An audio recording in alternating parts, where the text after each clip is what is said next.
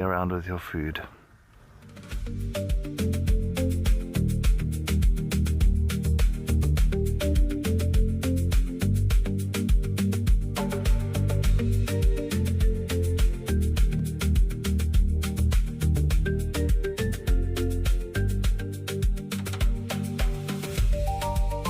From memorable new arrivals to fascinating behavior and special moments behind the scenes, it has been a great week.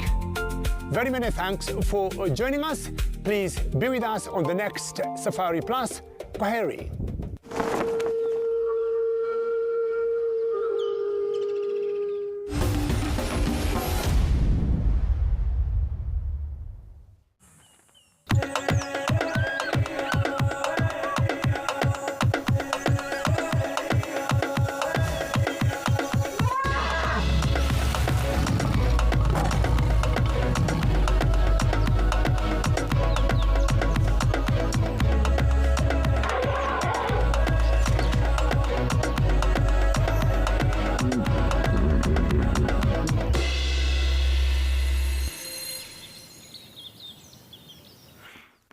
Good afternoon, everyone. Welcome to your Wild Earth Sunset Safari. We were just sitting here and we had two steenbok. We had a male and a female pair, and about 30 seconds ago they decided to move around this big bush. But before we start our show, let's go and check out a highlight that Cedric had of the Marsh Pride and a big reunion. Oh wow. Well, the mothers have just arrived and all of the little ones, 1, 2, 3, 5 so far. Now they're going to come and watch. They're going to come and greet Dad now. Oh, and these little ones are absolutely happy. Look at this.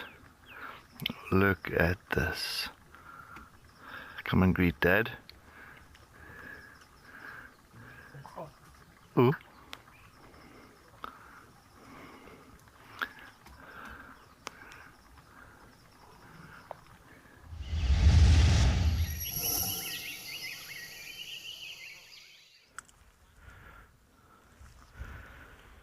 Okay, and from myself, Ian, and Paul behind the camera, you've also got the team out there coming at you from Sandringham and Mabula and Imara, who started our live before drive show. Hopefully it's going to be a good one. Please remember this is a live show, so interact with us, ask us lots of easy questions so that we can keep the show running. It always helps with the drive and keeping things moving, and we all learn from it. But yeah, looking forward to this afternoon. Optimistically hoping that it's going to be a little bit more action-packed than our drive this morning. And Paul has been showing you a bit of the landscape, and you might have noticed there is still quite a bit of cloud cover.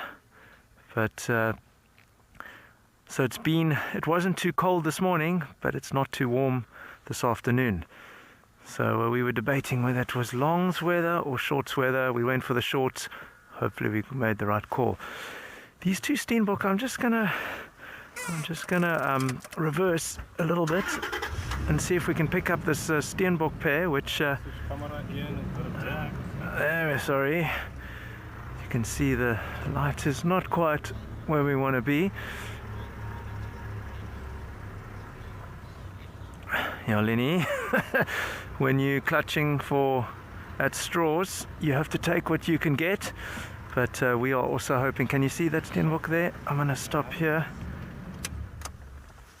just to prove that we weren't telling porcupines. And I need my binoculars to see if this is the male or the female. That looks like the female. Here comes the male. And not often that you see the steenbok. They, you know, we know that they're in pairs, and sometimes you actually get to see them in one frame, which is great, but it's not often. These two are pretty relaxed. They've been feeding since we got here, and they'll be looking out for any predators. We thought we heard a leopard rasping over lunch, but we weren't too sure. But while we go and look for that leopard, let's go and check in with Tshepo and say hi to him.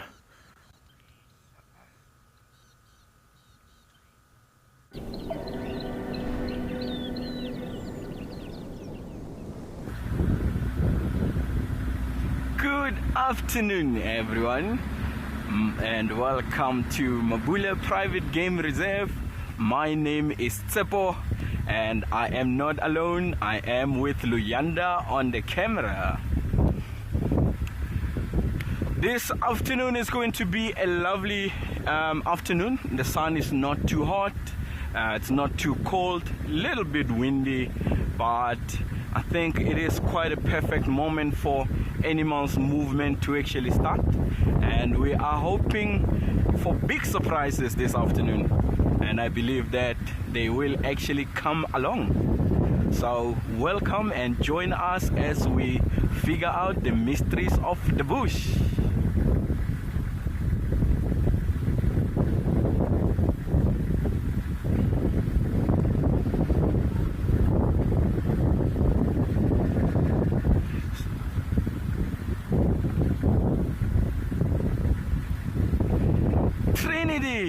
Good afternoon. Whew. I'd like to summarize that, but just to summarize, this was an opportunity that came out in one of the weirdest ways, Trinity. I was actually forced a little bit to actually become a guide as the opportunity, because I came through the ranks of Mabula Game Lodge through an internship program where they do actually help young ones, especially the ones that are from the surrounding communities, and they train you to become a guide. So yes, I started that at 2019, the program, and started work in 2021 April, and ever since then I fell in love with it. It's just been super amazing. But we will definitely do a little bit of a story.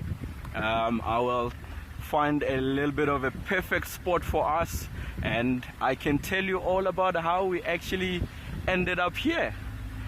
But hey, I'm loving it, Trinity. It's the most beautiful thing. I am glad that I was actually forced to actually take this opportunity.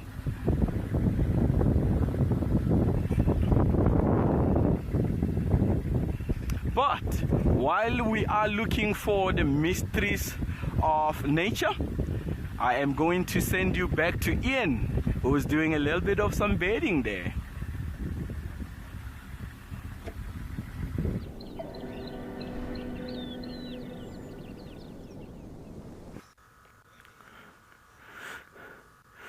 Yeah, I also would like to hear that story, Tshepo. This is our second grey go-away bird. The first one we had lined up in a balanitis tree with the thorns. It was all very creative, and then it flew off. So we've got this one that's hiding a little bit behind the branches.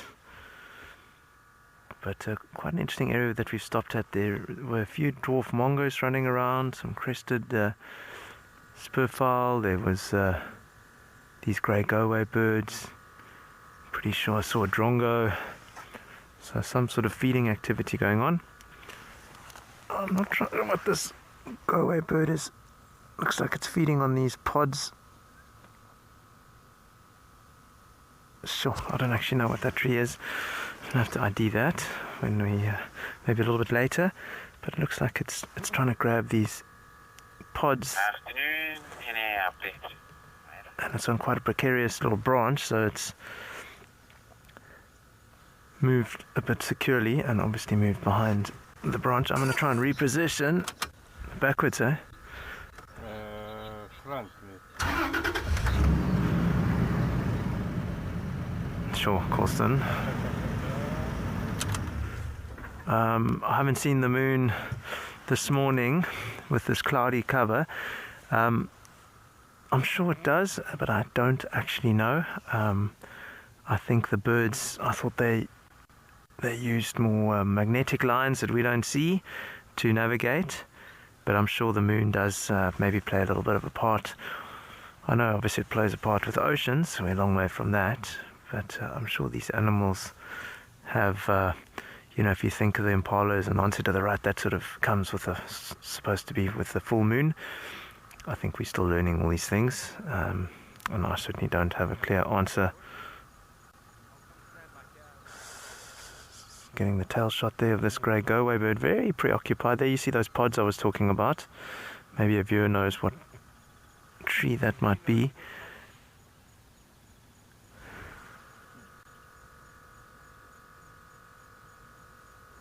I would be guessing. I need to confirm which one it is. Oh, he wants to be on the TV, so he's coming a little bit closer.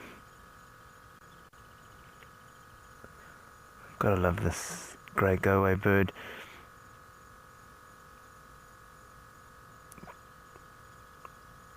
In fact,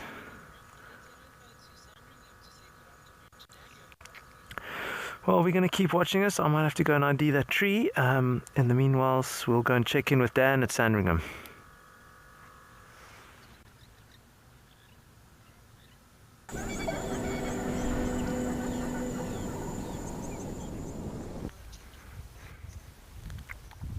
Okay, Ian, thanks for some cool birding to start the show. And don't worry, I'm dry here. Good afternoon, everybody. My name is Daniel Fisher, and on camera this afternoon we've got Sean. Welcome to Sandringham. It's been a pretty chilly day. The sun came up a little bit later than usual behind all the clouds this morning, and we've just been waiting for it to warm up, and it just hasn't. And my thoughts to start this afternoon's drive is try and cover as much of like the boundary that I possibly can. Here we've got like a little burnt section where they have burnt like a fire break, and then the rest of the reserve starts here. And what I'm doing is I'm looking for Passanwari, that little white lion. I've heard he's been hanging around the fence, or the boundaries rather, and let's see if we can't find him. But first we're going to do a bit of gardening and get rid of all these sharp sticks and thorns that the elephants have knocked over. That actually can stay right there. But before I can go anywhere, let's get this out of the way. Don't want to ding up the car.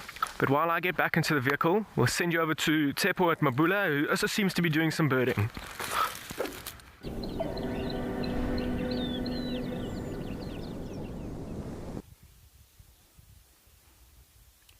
Perched quietly on that branch is one of the most beautiful birds, the lilac-breasted roller. If you look at it, it almost looks as though an artist dipped a paintbrush into every color imaginable there. But those colors aren't just a show if you actually look at them, eh? From this perch you can actually see that that roller has a perfect view of the ground below, because it waits patiently for those grasshoppers or small lizards, even beetles, but unfortunately at this time we're not gonna get much of those. So it will, if see something from that, it will drop with incredible precision to actually catch its meal. There we go. What did you get there? Oh, that was just a perfect moment.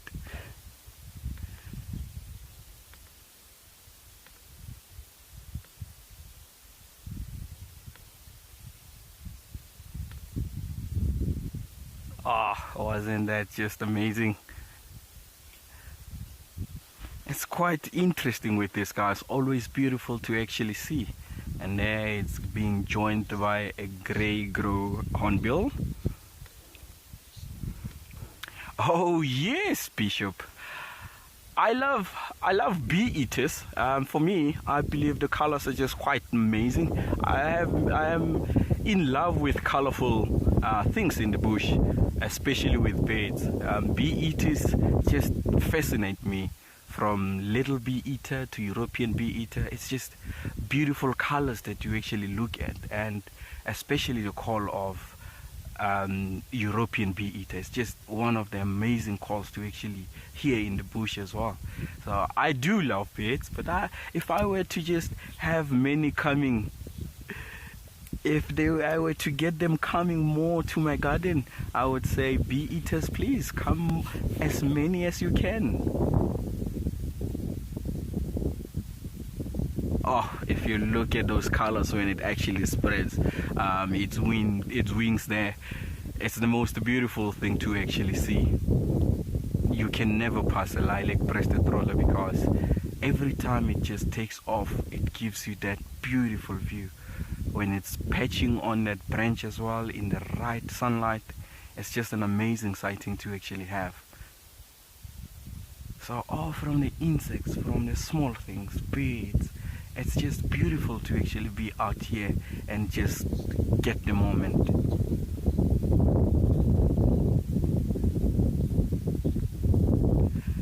Not quite sure on that one leaf in terms of its overall distribution in Africa, but we do actually find it in South Africa in quite different provinces that you will actually find it. You find it on the top, or you find it on Limpopo side. The whole of Limpopo you do actually find it. It comes, but unfortunately when you go down the coast you do not actually find it. But I know that you will find it in Zimbabwe, in Namibia as well. You do actually get to see it there. Oh, look at that. This was just an amazing sighting. Unfortunately, she's moving a little bit too far for us to actually capture her. But she did actually give us fantastic sighting. And she did manage to catch something, even though it was not easy for us to actually see what it was, as it happened quite fast.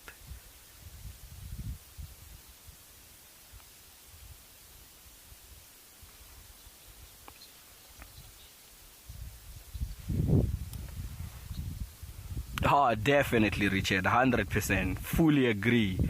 These guys are quite an amazing bird, because you will notice they can get up to about 27, 29 centimeters, and in size they can range between 90 to about plus minus 135 grams, if I remember quite correctly. Not that good with numbers. I think that is why I fell in love with guiding, you know. You don't have to count that much.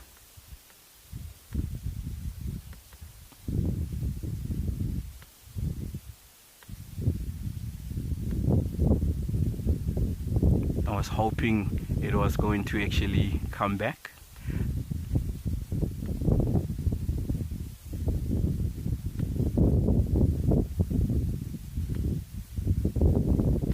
But we will continue. Looks like it had other plans. We will allow it to actually hunt.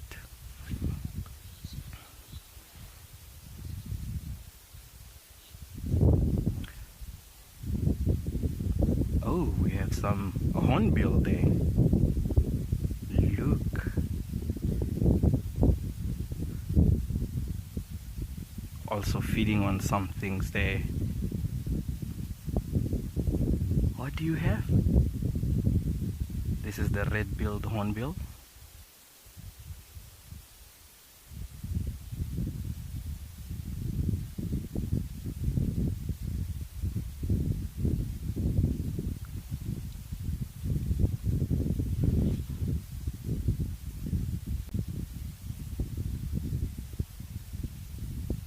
Look at that.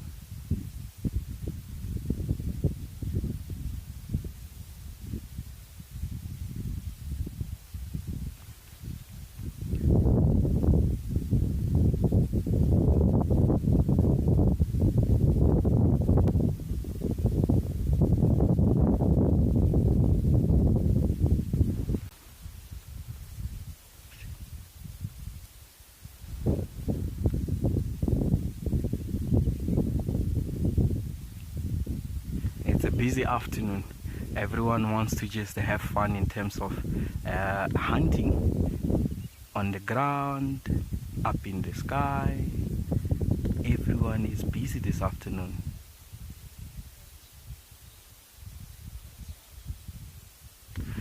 But we're going to move on and see what we can actually find. In the meantime, I am going to send you back to Ian to find out what he has found.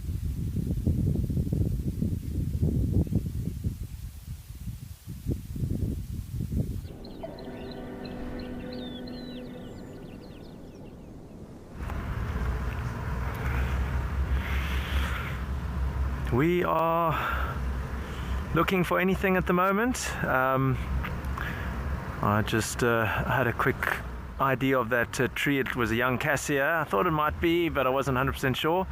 Cassia abbreviata, or shambok pod is what we know it as here. And normally those fruits are like, you see them dried and long and desiccated. And yeah, so it was quite interesting to see the grey go-away bird feeding on the pods, or trying to get on hold of the pods. A shambok, for those that don't know, is a big whip in South Africa. We just got some we got some impala here. We're getting good at finding impala.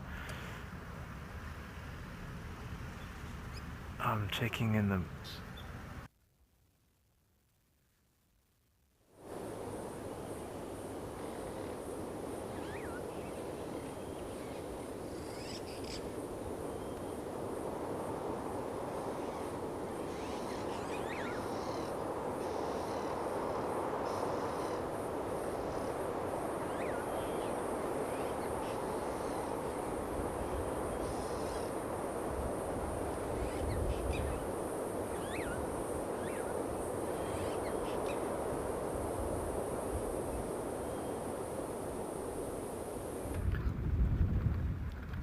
Okay, sorry about that, just dropped in Ian's feet there, but welcome back to Sandringham. We are still kind of trying to get this boundary run of ours done as quickly as possible before making our way back into the reserve.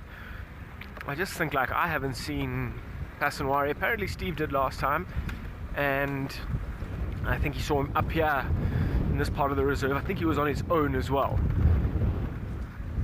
So that's why I'm quickly trying to just get across this, check as much of the boundary as I possibly can, and then later this afternoon I might go back towards where the rest of the Black Dam Pride was feeding on that giraffe carcass from this morning. There wasn't much left of it, so I'm expecting to see some full-bellied lions sleeping not so far away from that carcass.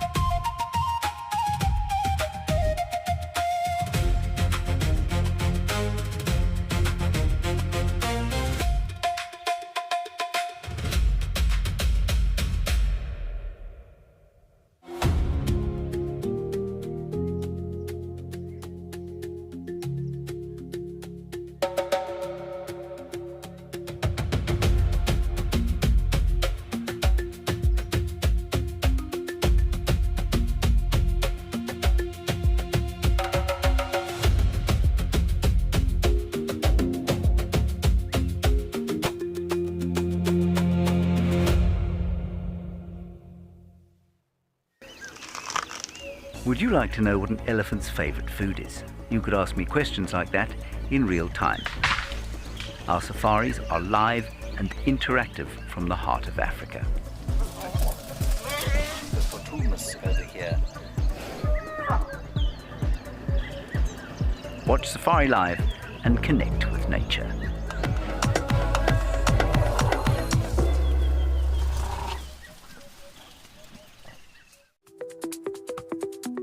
Sign up today and you'll get instant access to wildlife. You'll also have access to our post-produced content, like a Wild Bush Week. Textbooks tell us that a ratio of 3-to-1 hyenas drive off lionesses. Safari Live Catch-Up. We have got some doggies that are on the hunt. And even that sort of cult favourite, The Wild Show. And the little one has made it out and hopefully will rejoin the herd. Wild Earth Explorers. Wilder.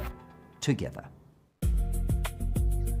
Hi there, my name is Kerry Dupree, wildlife presenter and guide. What I love the most about guiding is being able to share my love for wildlife and nature with my guests. Very exciting to find those cheetah boys on a kill. Being passionate about your job makes the world of a difference, because your guide definitely sets the tone of every adventure.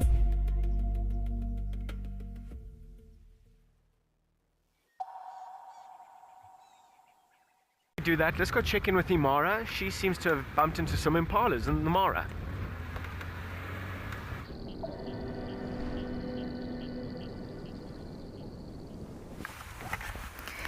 Oh, good luck finding Pasanwari. It's a cool name. That's really cool. I like that name. But good luck. Hope you find. And we are here with our find, which are impalas.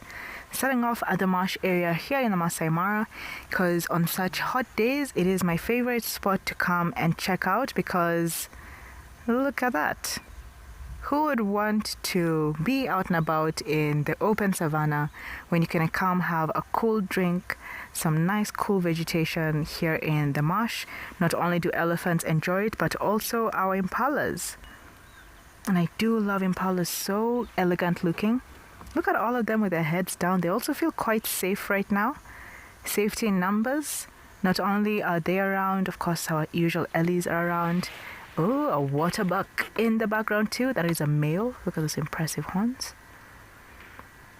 But impalas, yeah, look at how their heads are down actually. That's so cool.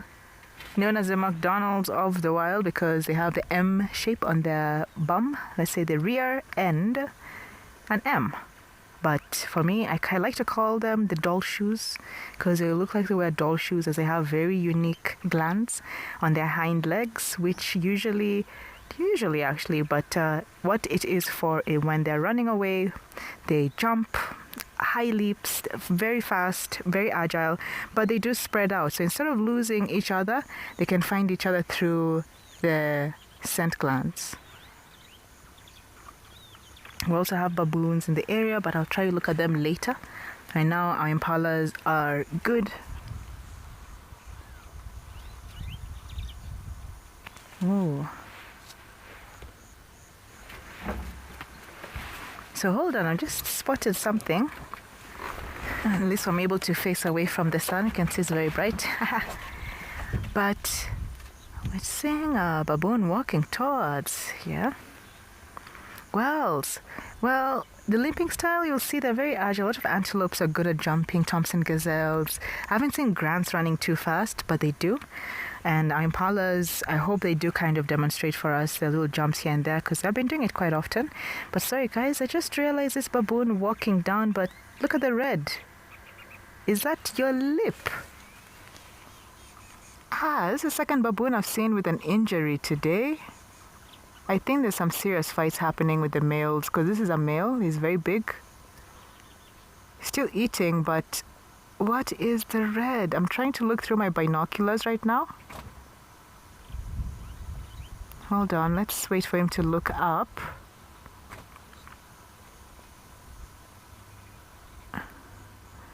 And guys, again, not the only injured baboon we've seen today. We're going to look at another highlight of a baboon having an injury on his leg. I'm just trying to piece together what's happening, but you guys can take a look at another injured baboon. So the saliva does at least contain some enzymes, specialized enzymes that kind of accelerate the tissue repair. But yeah, I'm just curious what happened because sometimes males can be very aggressive towards one another because this is a big boy and maybe he was testing out another male, maybe he got bit on the leg because this guy also boasts some really big canines. Oh, look at this. This is a female. Oh, look at his canines. You saw her bum was very red, very swollen. She's not unwell, guys. That's just another signal of females showing that they are ready for mating.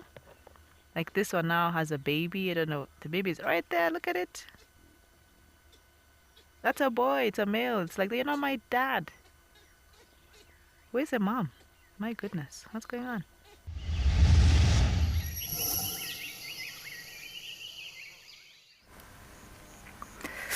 Ouch. Yeah. Even thinking about it, I am feeling for the baboon.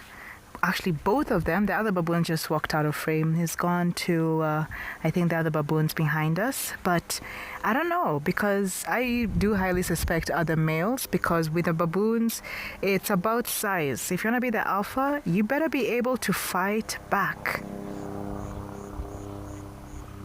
Pistuia, I was thinking the same thing, but I don't think it's the tongue. Big James even told me he thinks it's the bottom lip. of the baboon. So we don't know what happened there, but I do highly suspect fight between males. So again, to be alpha male, you need to fight other big males to show that, of course, I am the more dominant, I'm bigger, I'm stronger, hence why I'm alpha. So maybe some baboon fights are happening here and there.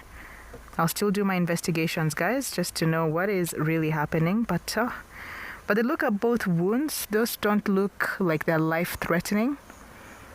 At least with the baboons, the saliva also helps with cleaning the wound and also promoting some enzymes that help with cell regeneration, so more cells will be growing there. But, ooh, yeah, very painful. But they look okay. The other baboon was on the leg, and by the time we were looking around to find it again, he was already gone, so he's able to walk. And this one is able to eat, so I think they'll be fine. Ollie, thank you for your question. Yeah, they use a lot of their canines and their hands. They have very good, like their hands are literally like ours. They have thumbs. They can grab each other. And of course, their canines. You don't want to mess with a baboon. They have very big canines. Some even boast a bit bigger than some carnivores we see around. So they can really cause a lot of damage if they bite each other. And it can get very aggressive. I haven't seen any very, let's say, aggressive. I know I've said it like twice because it's trying to emphasize how it can be. It can be really tough on them. And our impalas were looking around in one direction.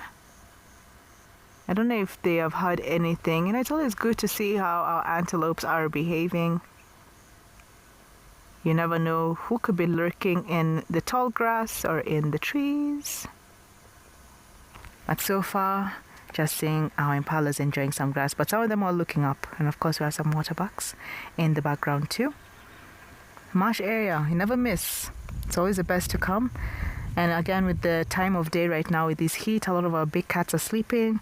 We did check on Kaleo, Lola earlier this afternoon. Very much sleeping, but out in the sun.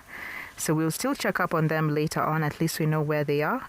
And as the day gets cooler, hopefully they will be more active. And even the cubs, who knows? They'll be, after taking a nice needed nap during the hot day, because even the skin, their fur is not as thick, so still pretty vulnerable to the heat. Wildlife lady, yes, very healthy, very beautiful. Such elegant looking antelopes. And it's nice seeing them in the marsh. We do see them here, but not as often as the elephants, who, oh my gosh, this is their area. Even when you're driving through some sections, as it gets muddy, you'll see it's all just elephant footsteps, which tells you a lot that they do like to come here. So I'll even catch up with some elephants as we're still in the marsh. And as I head towards Lola and the rest later in the afternoon, of course, we will do see some of our big friends enjoying some nice reeds. Yeah, they're very alert, which is good. So I'll always look in that direction. The baboons are not making any sound. They're also a good indicator if there's anything around. Listening to nature first is the best.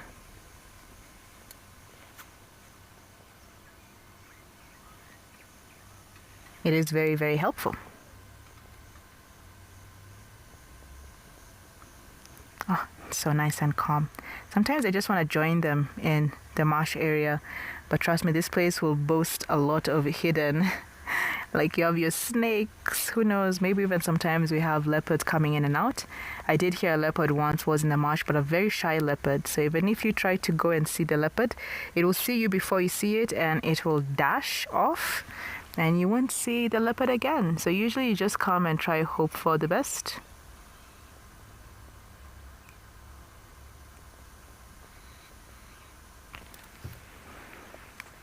Well, look at them just enjoying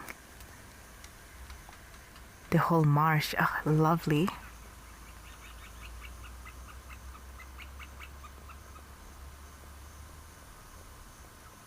Very nice and calm. Even the birds today are very calm. And I think our baboons are going to be heading to baboon headquarters. So I will go and check on them too later. And we will hopefully get some cats later. But I hear Tshepo is in luck with some cats. We're going to go check out some very furry, cute friends with Tshepo.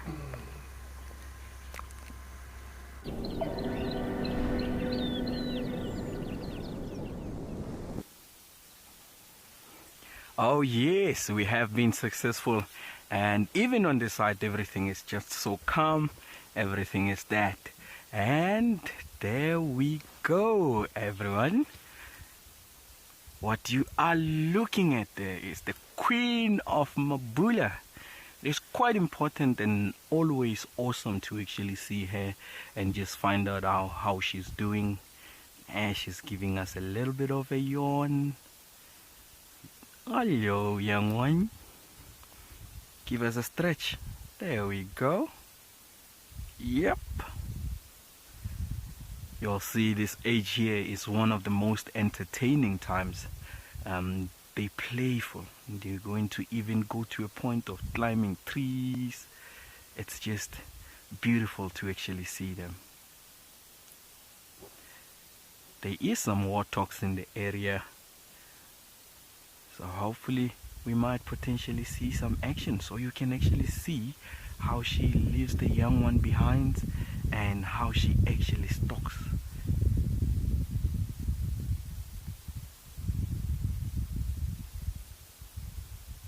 Our cheetah cubs should just count as one of the most cutest things to actually see.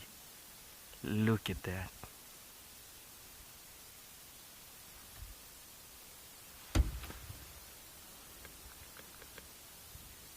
Good afternoon.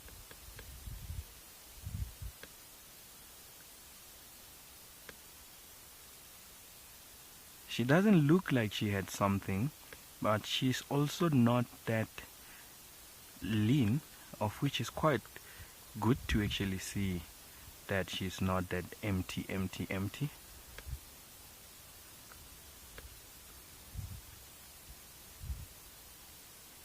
Oh, that was quite a yawn. Thank you for that. She might potentially start being on the move as the sun slightly goes down and it gets a little bit cooler.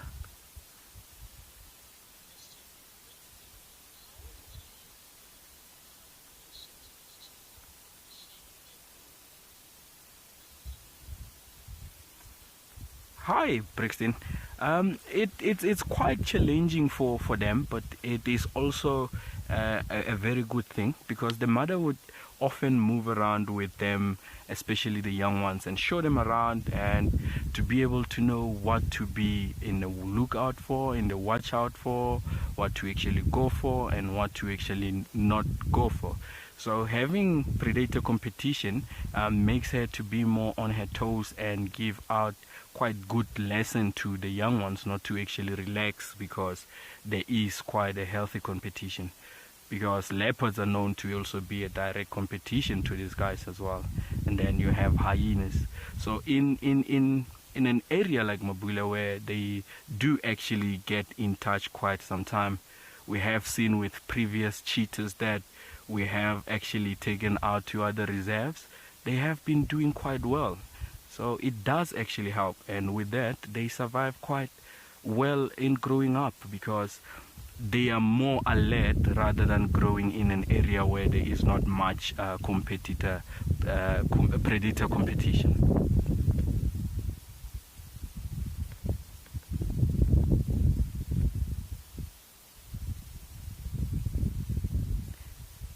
Asking mommy, when are we moving? They just enjoy moving, they just enjoy running around. You'll see when the mother is moving, they just super excited. Oh yes, Jackie. Once we blink, we're going to see them hunting. That's how fast they actually grow. But that is some good news. Them growing this quickly shows that they are quite healthy, and Q is also doing quite well.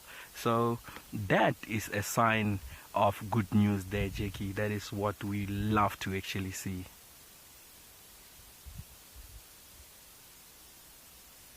Yes.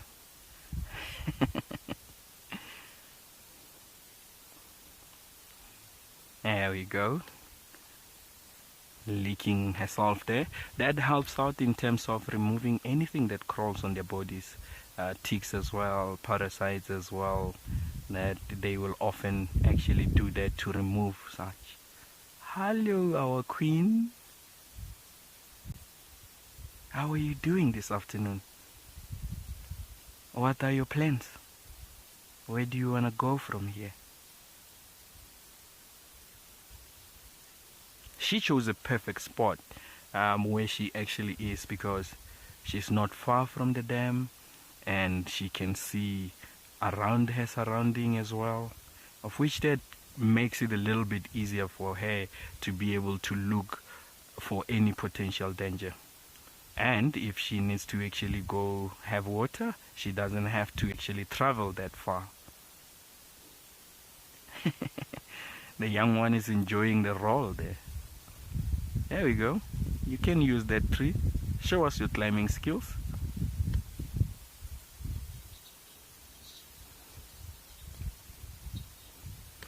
Oh, definitely, Janine. You can never get enough of them. Every single time you do actually come across them, it's just a magical moment. There we go. Teaching grooming hair as well. You'll see the baby will try to groom back as well. See there. So everything that the mother does, they take into account. It's something that will actually play a vital role into them going, because when she has two males, those males are going to be a coalition. I am not quite certain with the gender of the two cubs yet, but if it is males, then they're going to most likely form a coalition. And grooming like that will actually be vital, because as we have seen with Katleho and Isaho before, once they do have a kill, then they do actually groom each other. That helps out, especially removing the blood, removing the ticks, the parasites, and so that not even flies can come and disturb them when they are actually resting there. Isn't this just so cute to see? A mother and child love there, the motherly love.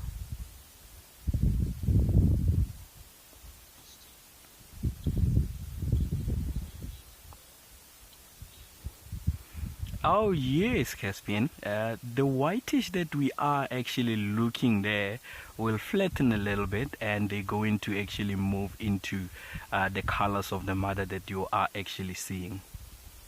So the colors, they do actually help them when they are quite young, because sometimes the mother will have to leave them behind, and you will notice they look a little bit like a honey badger, of which a honey badger is one of the animals that predators also know you cannot actually play around with.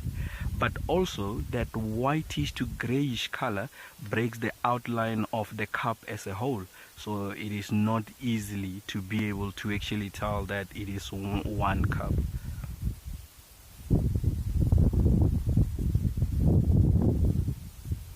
Isn't it nice? If you look at it, the sun shining through it, it looks like a little mane there.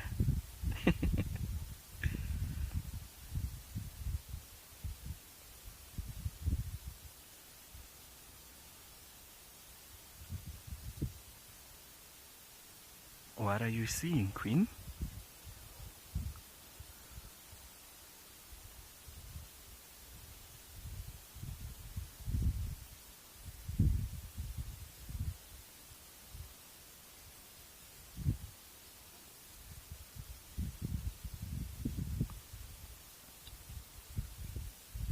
Oh, you can never just get enough of actually having a sighting with Queen. And hopefully as we do actually go, we can get Atzile as well. But as we stay here with Q and see what she is up to for this afternoon, I'm going to send you back to Imara with some bedding.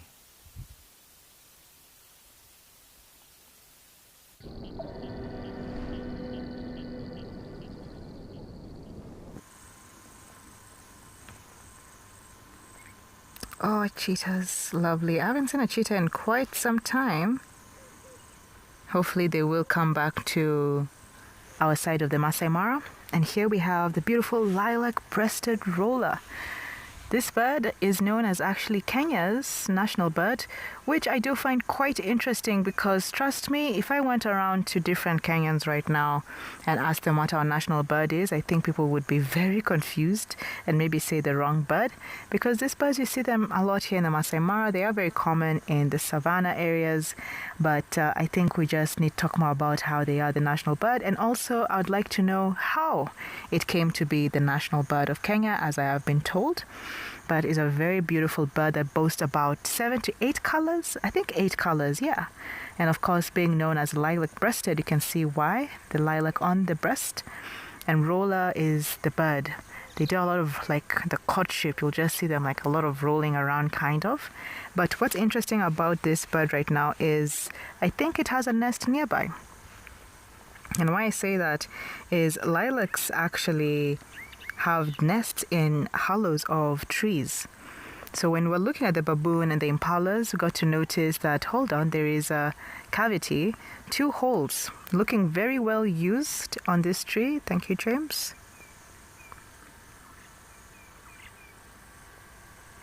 You can see those holes right there. There are 2 of them. So when we're looking around, we noticed that the lilac kept on hanging around this hole, and then it would fly off but still stay near this section.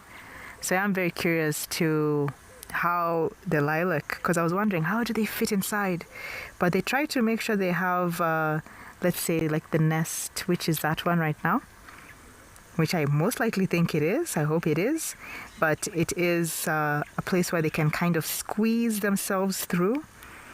So they look for an opening about 8 to 10 centimeters. And of course, right now we're a bit far out, so I'm sure it looks much bigger the closer you get.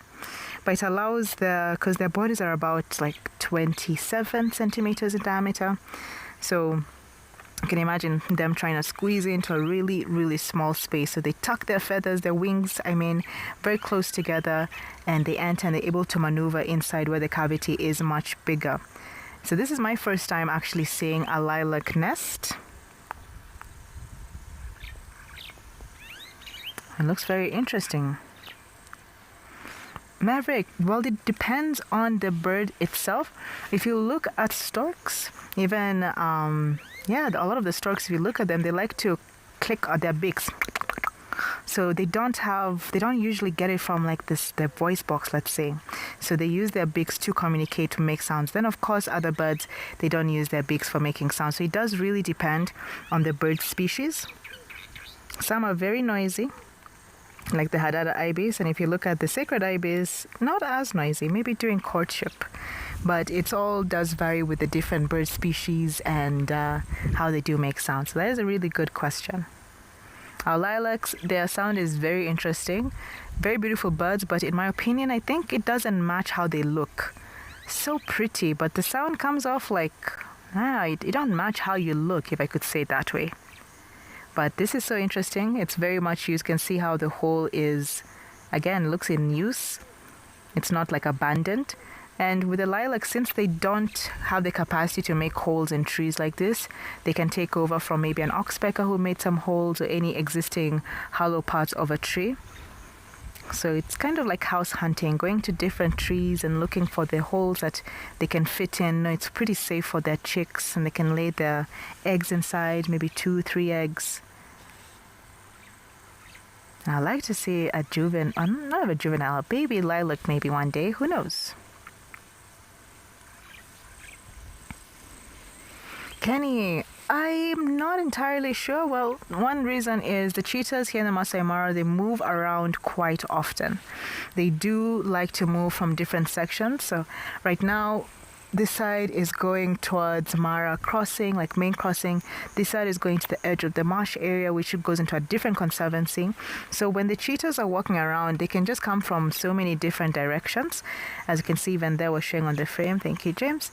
So this is a marsh area, but beyond the marsh, and you can see the hills, it's the whole escarpment kind of going down and then goes into Mara North Conservancy. And there's some other conservancies which are on the edge. and then we have other sections. So they do walk in and out. But since we're talking about cheetahs and we're not seeing them at the moment, the beauty of technology is we can get to replay a highlight. Let's look at a cheetah near Governors through a highlight. We have one spotted cat here. We have cheetah by the name of Kuleta, and Kuleta has a cub. She just made a kill. What a morning today. So we saw Faulu, who had a kill. She left the kill and went maybe to drink some water, and now we're not very far apart from these two cats. Although they're still eating, you can see that she's doing it very, very, very fast. For them to raise their cubs really well, they have to depend on the bushes. So the croton bushes here behind, also a good place to raise the cubs. So also habitat loss is what has increased or made the cheetah go on a decline. So you notice that as soon as they finished eating, they went into hiding. Also seeking shelter, there's shade there. So a good time to relax and also trying to gain back the energy.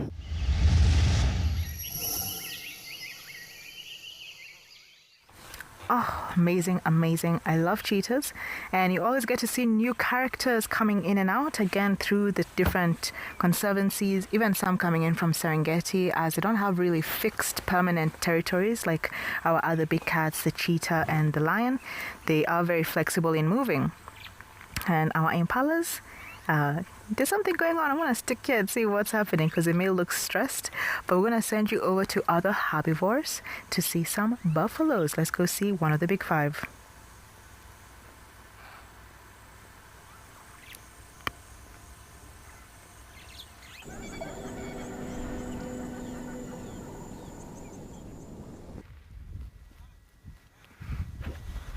Okay, well, welcome back to beautiful Timbavati riverbed, and what we have here is, I think, the side of the herd of buffalo that we were with yesterday morning, that the lions were, I mean, there is only one real herd of buffalo, but we're right on the banks. They are busy feeding and super happy, and it looks like quite a few of them. It looks like mostly the bulls that are closer to us, and there are a few cows in there as well. I can see one there. And very likely that same herd. They've come quite a long way from where they were yesterday. I mean, it's days in the lives of this herd of buffalo and the Blacktown Pride. They must have all sorts of strategies to kind of defend against each other, and to be a part of one of the strategies yesterday, of which these guys came on top. They seem to outsmart and outwit the lions. It's not always the case. But this is a serious system over here. These buffalo are also thriving. I mean, this is a very healthy herd.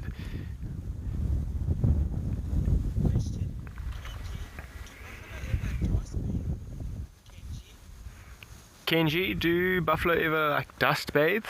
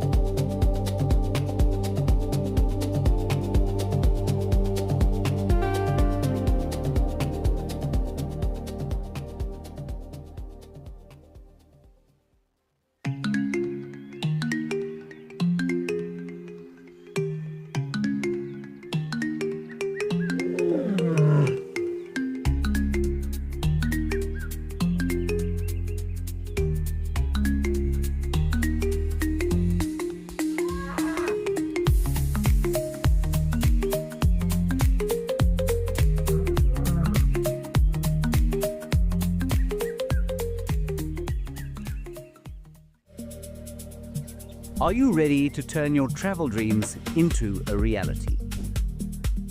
Africa is full of exciting adventures and stunning wildlife.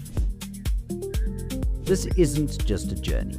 It's a once-in-a-lifetime wildlife adventure I'd like to take you on. Join me, James Hendry, and connect with nature.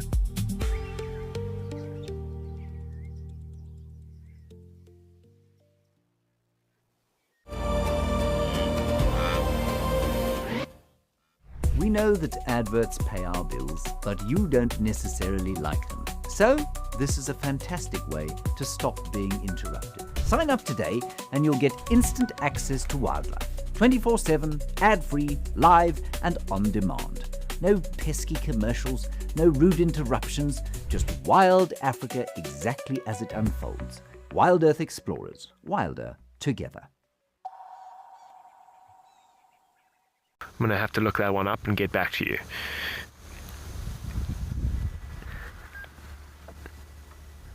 I mean, even though the one at the back there, the wide set horns, kind of like worn down, that'll be like hard as steel there now. Almost getting towards its skull.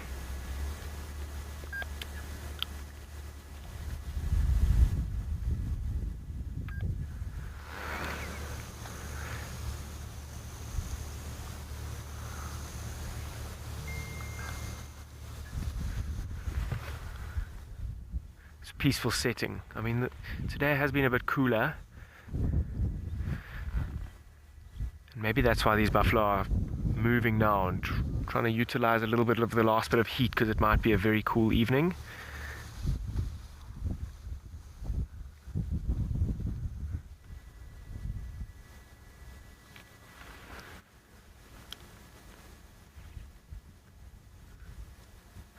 I mean, I wonder how regularly, I wonder where the rest of the Black Dam Pride are. Alka, the buffalo here in Sandringham, look so healthy. They are healthy and they are a force to be reckoned with. I wonder where the rest of the Black Dam Pride are and what they are up to, because I'm sure these buffalo and these lions come into contact with one another regularly. And just this defensive mechanism, you see these bulls here, another vehicle has kind of come up into the sighting, and they are on edge and on defense and on alert. They're not that wary of that vehicle, and they are becoming less and less wary. But on a windy day like today, their sense of smell will be dulled, their sense of hearing will be dulled, so they'll be on extra alert, and that's why these big bulls are leading the way and the rest of the herd hasn't even come through yet.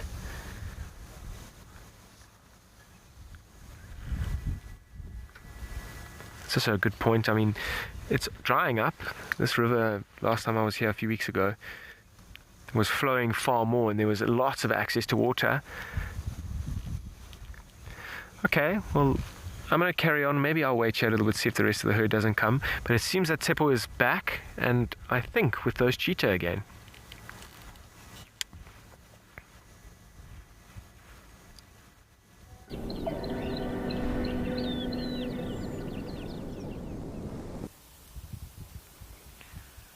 And there we go. Q is still here with beautiful, just the most cutest. Look at that. I got to agree, they're starting to lose that fluffiness that they actually have as they actually now move into a little bit of adulthood, and we will start seeing them in few years time. We're not going to be able to actually see who is the adult and who is the mother there. And we have Q limping a little bit. Seems at least she's putting that leg on the ground.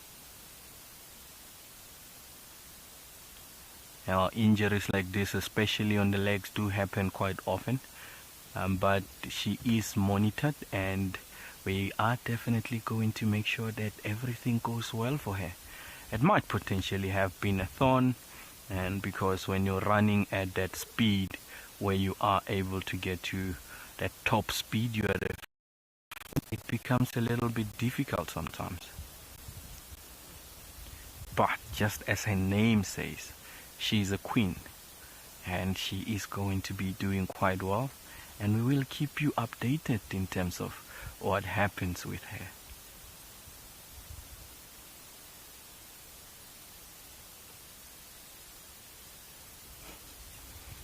They came to say hi to me, hey?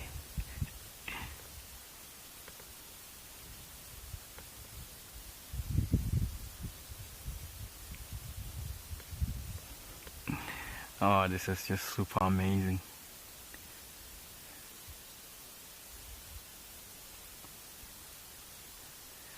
Yeah, you can see that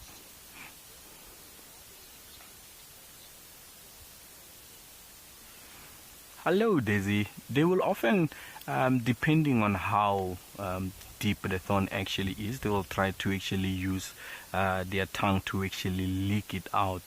And by disturbing it as they lick, sometimes it does actually go out. But sometimes, depending on how deep it actually goes or how that, sometimes it does not come out based on whether it is seen or not. And sometimes they just heal with the thorn, because they're paired at least under there. It's quite hard. So even if the thorn goes in, not quite that deep to actually, but it's still going to be painful.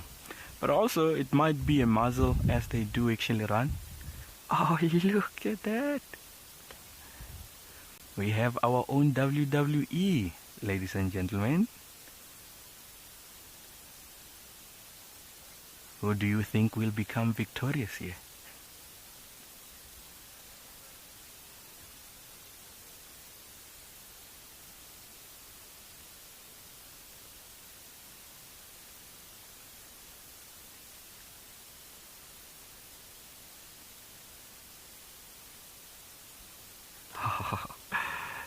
Oh,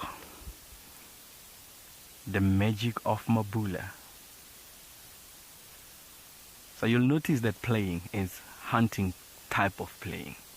Pin you down, try to bite a little bit, hold you down.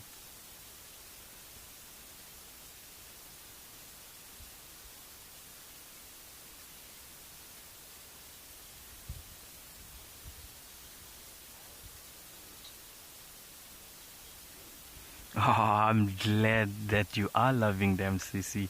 I adore them as much as you do. Look at that, giving us an action. See, they're biting off the bark. It's that curiosity that actually makes me to even love them more. Using every little thing that they can actually find to play around with it.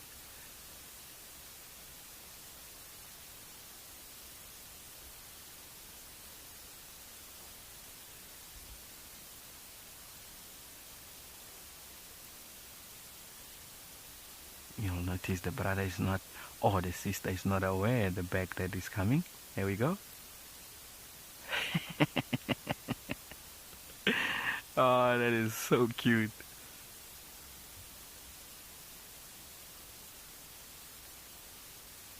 So that is what they do, and this is what the mother does, where the mother will actually stalk other prey, and she's going to just move slowly. That is what we just seen. Oh, definitely, Paul. Me and you, we are in the same boat. I've been telling Leanna, I was like, I think we might be here a little bit longer, because this is just the cutest thing to experience, and I am glad I have this opportunity to actually share it with you. And I'm glad you are loving it, Mpo.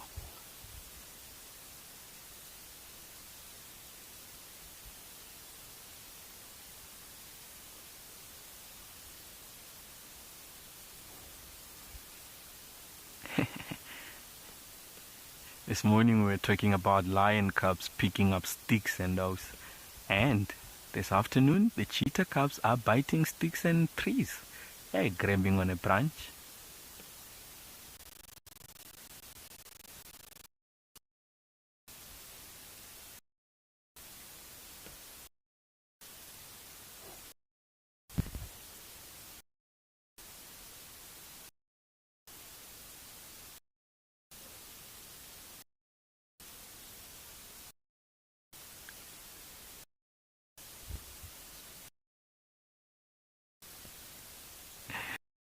I never get enough of this. We are going to talk with you, and in the meantime, I'm going to send you back to Imara. Oh, from little ones to other little ones.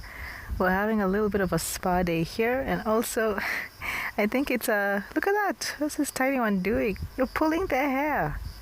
What are you doing? The baboon in the middle is being stretched by the baby, and then the other one is checking the legs. That's some thorough cleaning. But right now it looks like a jungle gym actually for the young ones. They were enjoying playing around this tree trunk, a bit of the root, but there's a whole spa session going on. It's nice seeing them just playing and enjoying and strengthening themselves as they jump up and down.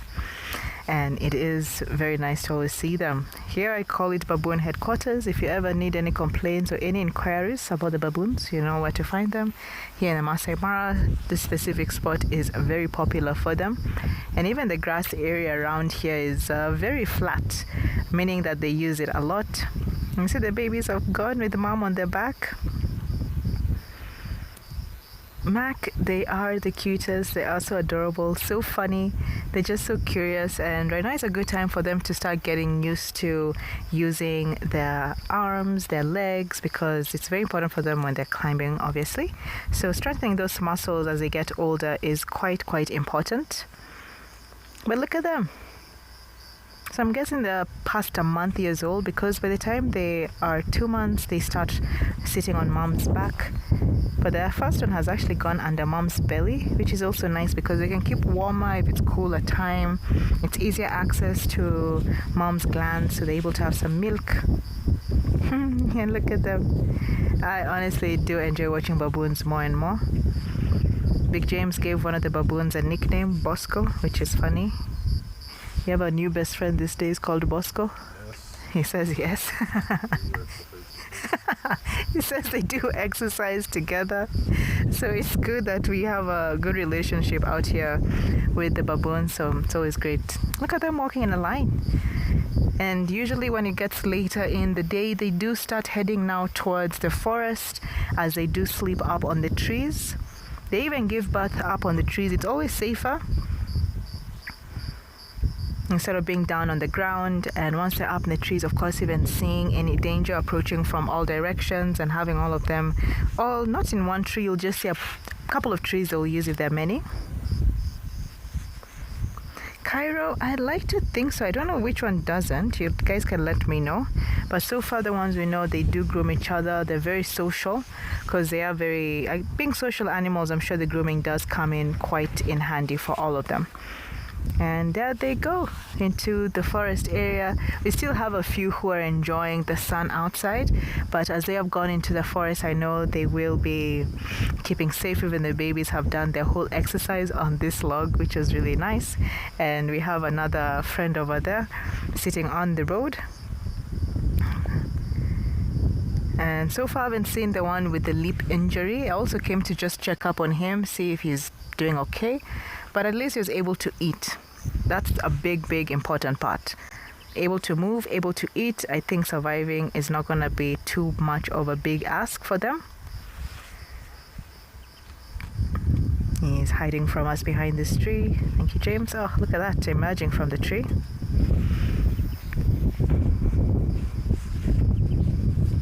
Otto, well, it's all about strength, and thank you for your question. It's about the strongest and usually the biggest male, because the bigger you are, of course, you're stronger, and they have to fight. It's two big males fighting each other. Whichever male comes out on top, defeating the other one, he is now the more dominant male. That's how it usually happens with baboons. Some other animals, like if you look at hyenas, it's more of a matriarch. So the female is the one who is the head. And when she has her young ones, for example, she has daughters, the daughters take over from the mother.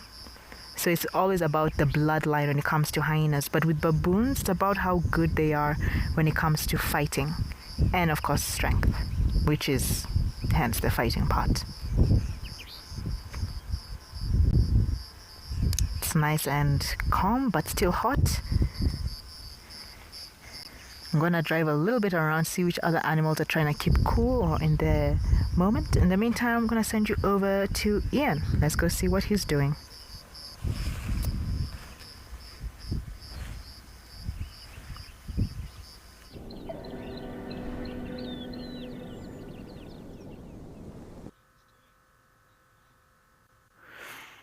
Well, we are still looking for animals. We did have a bushbuck here in this long grass, and it's kind of moved off.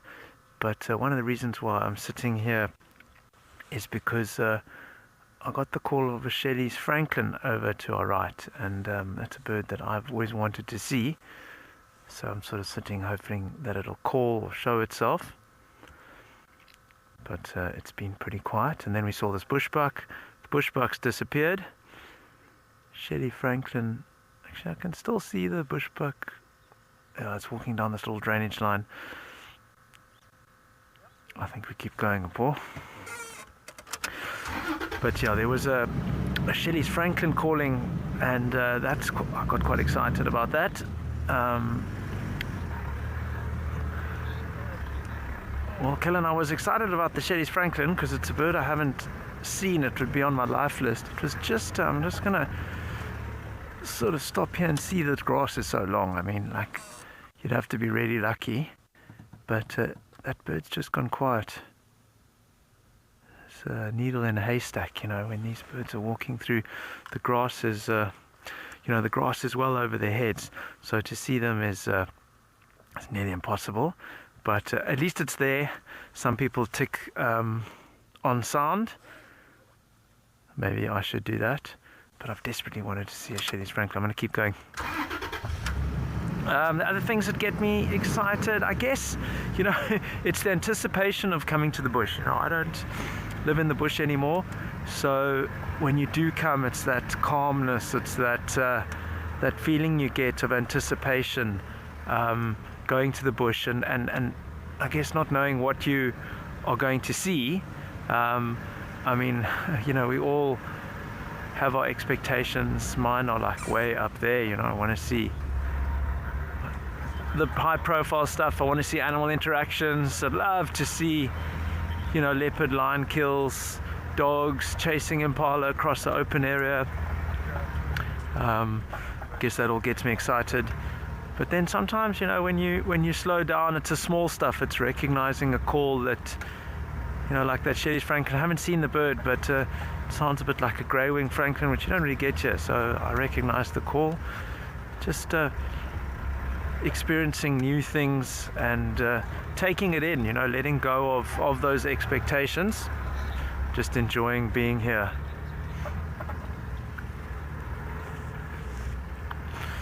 Well, Bryce, looking for birds is it does take practice. Out here in this sort of habitat, it's a lot more open, but the birds are small.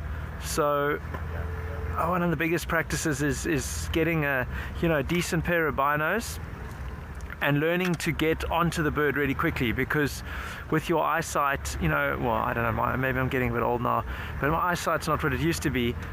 I need the binoculars to identify the intricate facial features or the wing patterns or whatever you're looking for to ID the bird. And then it's just practice. It's practice, and getting out of just the visual senses and into your, you know, this listening. And I sort of started listening only during COVID when I had a lot of time. And I think I've shared this with the viewers before, but I came across this audio tape of a guy that he did an audio tape called Language of the Birds, and it's just about danger signals. It's about the birds picking up danger and talking to each other. And so when that bird alarms, then the antelope alarms, or the fox alarms, and obviously he's American, so it was all North American animals like coyotes, wolves, things like that, which not totally familiar with. But I thought, wow, to take that concept and actually try and apply it here in the Lowveld would be pretty amazing. And then the other thing was, you know, being a photographer, you know, every time if you look at this big eye looking at you, you can imagine the animals sort of see that thing and they disappear. But if you can get close to the action, if you can have a sense of what he calls invisibility, maybe you can just get a better shot, you know. So that was kind of the logic behind it. And then it got quite difficult. But what it did get me into was listening to birds and practicing bird calls and enjoying that part of the, you know, the soundscape, which is something that is actually available to all of us. If you've got hearing, you can actually do it. You can listen, you can practice. What sort of was my block for so long was that it was difficult and I don't know how to do it, and it's so hard. But once I applied myself, I started to learn the calls, and that was pretty awesome. Anyway, that's my little story for now. The problem with the birds though is that I make them poor try and pick up these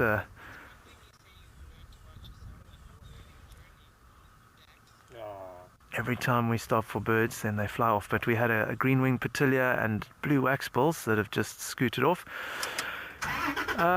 Dax, I think what you do on the journey is you learn, yeah, I think you humble yourself, you know.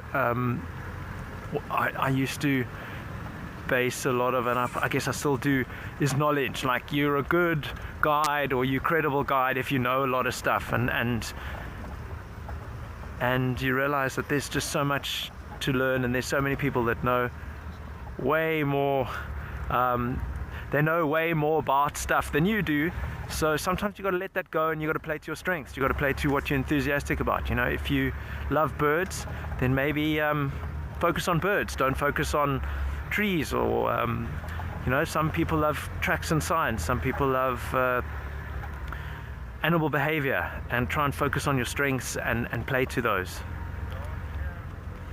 But you're always learning, and it never gets tired, because it's always changing. It's very dynamic. And I guess your ego, you know, like if we don't find a leopard, then I think, oh, I'm not doing something right. I drove over some tracks, or I wasn't paying attention to the sound, or I didn't listen to the radio, whatever it was. You sort of blame yourself, and I don't know, that's letting that go and realizing that you're just out here doing your best, enjoying yourself, and that's what needs to come through. Just listening to the radio a bit, because there's a bit of chatter. Most of the sightings that have been on today are slightly out of bounds for us. I'm looking down the cut line there. I think I can see an elephant. So that's a new animal for us today. But yeah, they've been seeing some animals that we haven't been able to get there. But while we get closer to this ellie, let's go and see what Imara has found. Probably also big and grey.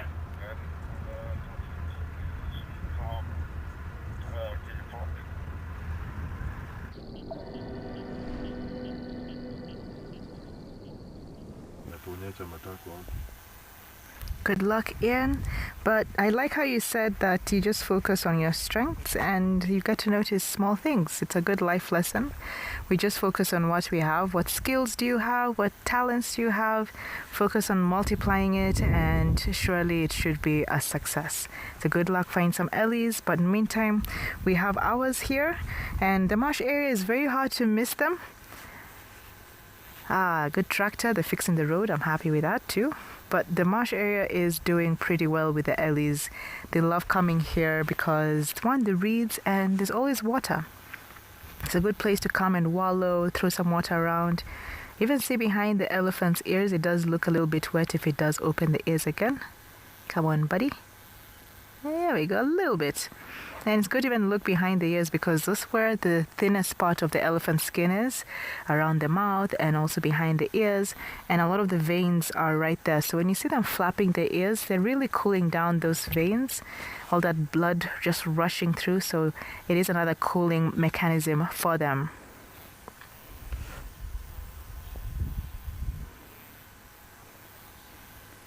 Cash, ooh, great question. I would like to think so. They're not always in the water completely, not always 24/7. I'm sure if they were in the water for a long period of time, it will cause a little bit of damage to their feet, just like us. For example, if you had your feet in some wet shoes, wet socks for a whole 24 hours, it'd be quite different because you're not built to be in the water for that long. But if you look at other animals who are used to being in the water, like our hippos, they are very much adapted to it. But our ellies, not so much. You'll see them after they're done in the marsh, they do head out and of course go into the forest areas where it's much drier. But that is a great question. You can see our other ellies right there. I thought there would be more. Usually we do get up to 60. I've mentioned that before because it is quite interesting.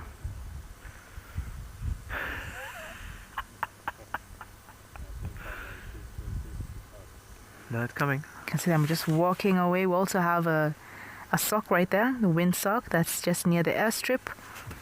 So at least when you're landing here in the Masai Mara, that's Musiara airstrip, you get to pass over the whole marsh. And as you're landing, you get to see all the ellies and you're just like, whoa, so many elephants. Of course, it looks so much different from the sky than on the ground. Up in the sky, I'm sure you'll see the hippo pools. There's so many of them in the marsh. So it always looks like quite an abstract or an illusion, let's say, where it just looks like reeds. But in between, there are hippos. They have like their own water bodies. So many different types of birds who also enjoy being out here.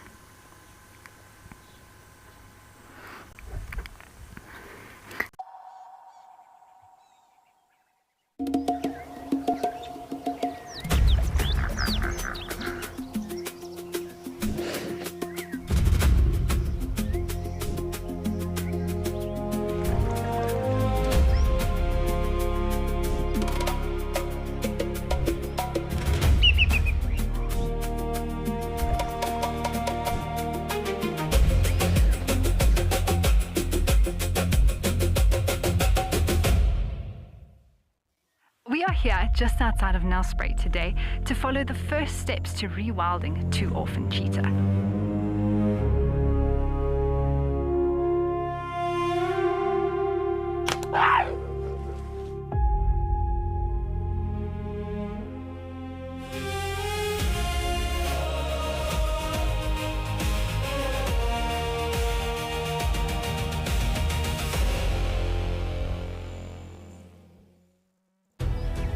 We are following the story of 32 rhinos that are making their way to their new home at Mabula Private Game Reserve.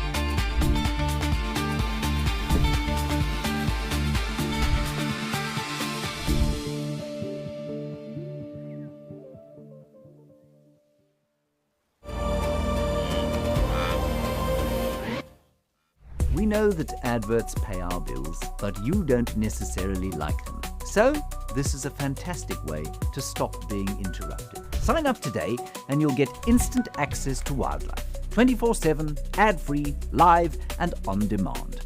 No pesky commercials, no rude interruptions, just wild Africa exactly as it unfolds. Wild Earth Explorers, wilder together.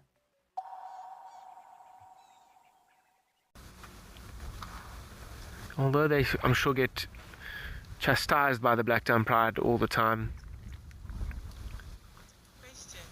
they're doing really well.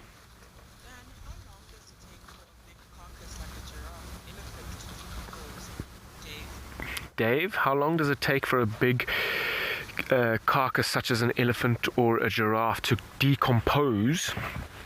In this environment, I don't think the meat and the skin and the soft tissues ever really get a chance to decompose. The way they get decomposed out here is through predators and scavengers and vultures, flies and maggots. That's all part of the decomposition phase. And in an area like this where there are lots of predators, it can decompose or disappear very quickly or get eaten. I mean, that giraffe, it's tough to say how long that giraffe was there for. I mean, a giraffe like that with 6 lions that I counted, I suspect there were more around, because it looked like a pretty big giraffe and it was finished, and we didn't see it the whole of yesterday. It looked like it should be older than just last night as well, but I don't think it was. We drove past that area, and I think we were actually tracking those lions with the Tracker Academy the day before. So maybe there were a few more lions in the area which helped finish that buffalo carcass.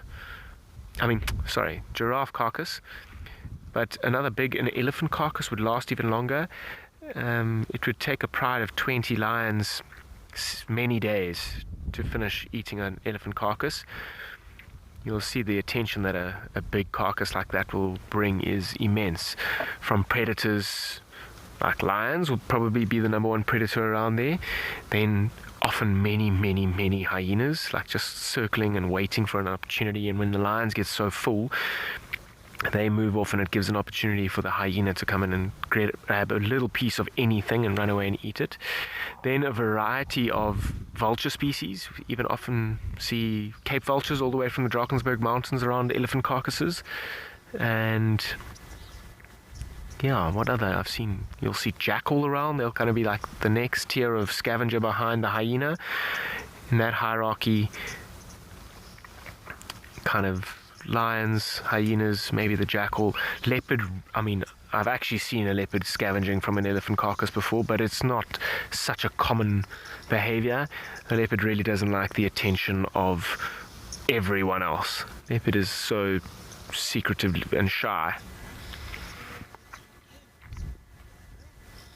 Okay, well, you see these oxpeckers flying around there. Why don't we go and have a look at what Ian's up to and see what bird he's got?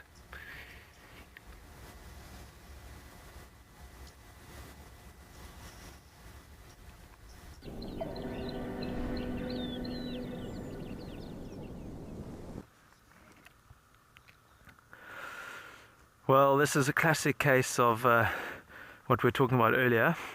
We had Coqui Franklin. So earlier we were talking about, there's a nice bird there actually, we were talking about Shelley's Franklin, and then we had maybe we can get this other bird that's just flown. You got it? So when you so like that, but when you come over, and we had a Coqui Franklin in the road down in the front. That was a crested barbet, by the way. I'm going to come back to me, and then I was hoping that this Coqui Franklin would show itself. It's got the orange head, but it was just in front of us. It was bopping up and down. It came back. It went forth, and then as we got linked, it disappeared to the left into the grass. So that is like why it's pretty hard to do the birding on live TV. But thank you for your patience. We're going to keep going. You can hear a magpie shrike calling somewhere. I can't really call like them. I wonder if we'll get another squiz at this Coqui Franklin. I was really hoping that this was the Shelley's, but it was the Coqui. Willow, that's, you know what, it means that I'm tuned in, or I think I'm tuned in, so this is what I tell myself. So when you're just a lot more alert, and it's not just visually. So, you know, I can't help but like scanning the landscape, looking here, looking there. But when you start listening, I don't know, it really impresses people, because you're training that muscle, and that's all it is really, is training a muscle. And I think in the world we live in today, where we've got, you know, a lot of screen distraction, everyone's vying for our attention, dialing into the soundscape is amazing. And you know, when you actually look at, you know, we obviously cover a lot of conservation on this show, and everyone's sort of like-minded about that. But one of the biggest pollutions is noise pollution, that's also like encroaching into our world. And studies have shown that you know, bird song and the dawn chorus is really good for mental health. So I think that's quite important to acknowledge, and just to just, all you really need to do is pay attention to it, to like stop and actually get out of your head, drop down into your body, into your heart, and listen. You don't need to know what the bird song is, you just got to enjoy it and appreciate it. And I think these are like tiny little increments that one can make when you are stressed out, you've got a busy job, you're feeling a little bit overwhelmed by things in your life, stress particularly. It's just such a really simple, easy stress management tool to just go into nature, find a bench or find a quiet spot and just focus on your listening. And you don't need to pay heavy therapy bills for that one. And I think that's why a lot of people, I think this is what the, traveling and coming to visit on safari offers. It takes your focus and your attention away from what it's on during the day, day-to-day life, and puts it out here where you're driving around an unspoilt ecosystem. Oh boy, water lady. I don't nothing's coming to mind now. I mean, I've got that magpie shrike, which I didn't do too well. I think the fish eagle I can't really do. The scops owl, how about the scops owl? Paul and I heard the scops owl the other evening, maybe it was last night. I'll settle on that before I embarrass myself completely. But yeah, that's a really cool little owlet, the scops owl. So camouflaged and tiny, and it's got this distinctive call. And one day maybe I'll go and look for the other scops owls. I think there's where did I see it? It's up in East Africa. Beautiful little owlets. They're just so fascinating. For me, owls are fascinating. I think there's a lot of superstition around them, and you can understand why. But scops owl. Last year we had a little scops owl that stayed in this tree for like a couple of weeks, and you could actually, you could see it, photograph it during the day. It was pretty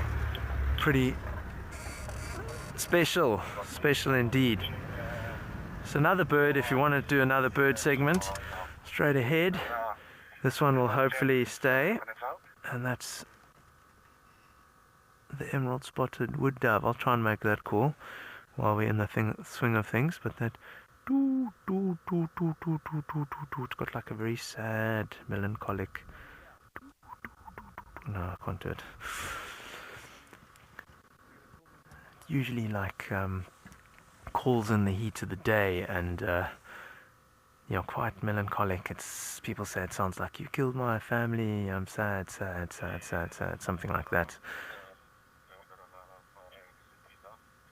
That's another good way of memorizing bird calls. So like that Coqui Franklin that we didn't quite show you, but we talked about.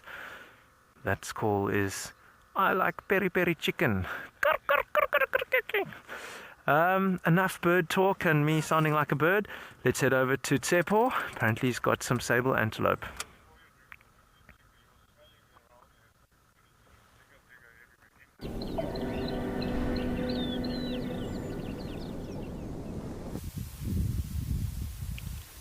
All right, and we have found some sables.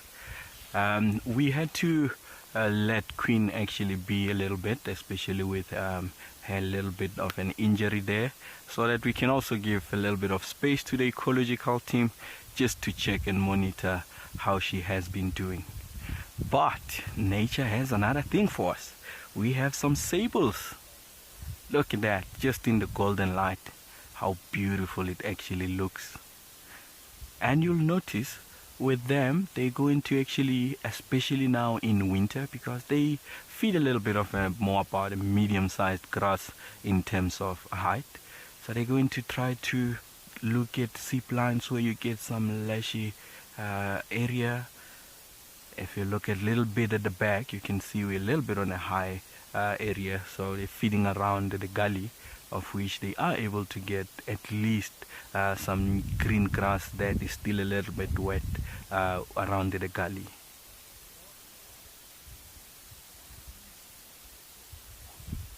Look at the horns of that male there. Yeah, and those horns can actually grow in some other males depending on genetic as well, of course. They can actually get up to about plus minus 1.5 meters. Even the lions knows that it is not an easy thing to hunt, especially the bull, because they use those quite sharp horns, if you look at the point, as a weapon to actually protect themselves as well.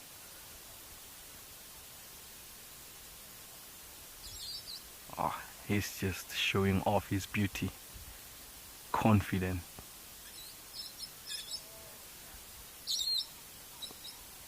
Oh, you can hear the sounds of... Oh, I definitely agree with you there, Water Lady. This is one of the most beautiful antelopes. I'll see the females will look slightly different in color to the males. The males do get a little bit darker, even though it takes quite some years to actually develop that dark color, while the females will have that little bit of a chestnut color as well. Ooh, what are you trying to actually do there, man?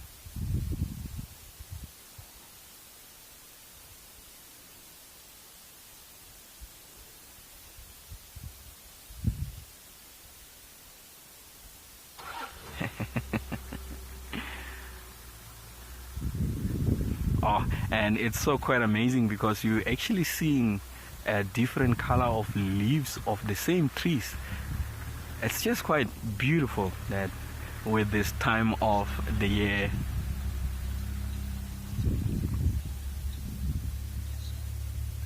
Oh, it is quite important for them.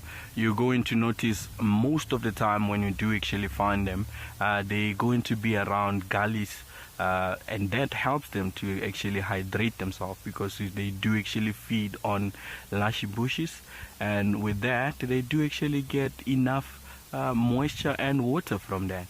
So water plays a vital role to these guys. The male looks to be on a mission today, hey? Trying to actually move around the head and checking.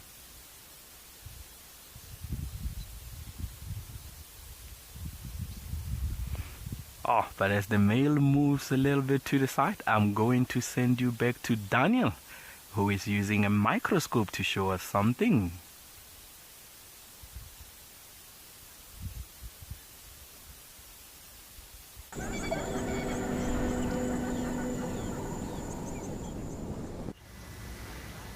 Okay, welcome back everybody, and what I've got here is a little reed that we find very commonly on the banks of these rivers or in the Kruger National Park. We used to call it a phragmites, which I'm pretty sure is a part of its scientific name, and I can't remember the second part of it, so please excuse me, but we used to call it like a phragmites reed. And I've got a quick story to tell you about them. They may look harmless and you see them everywhere and you see an elephant eating them quite comfortably, but these leaves are needle sharp, and we're going to use the microscope to kind of get into it.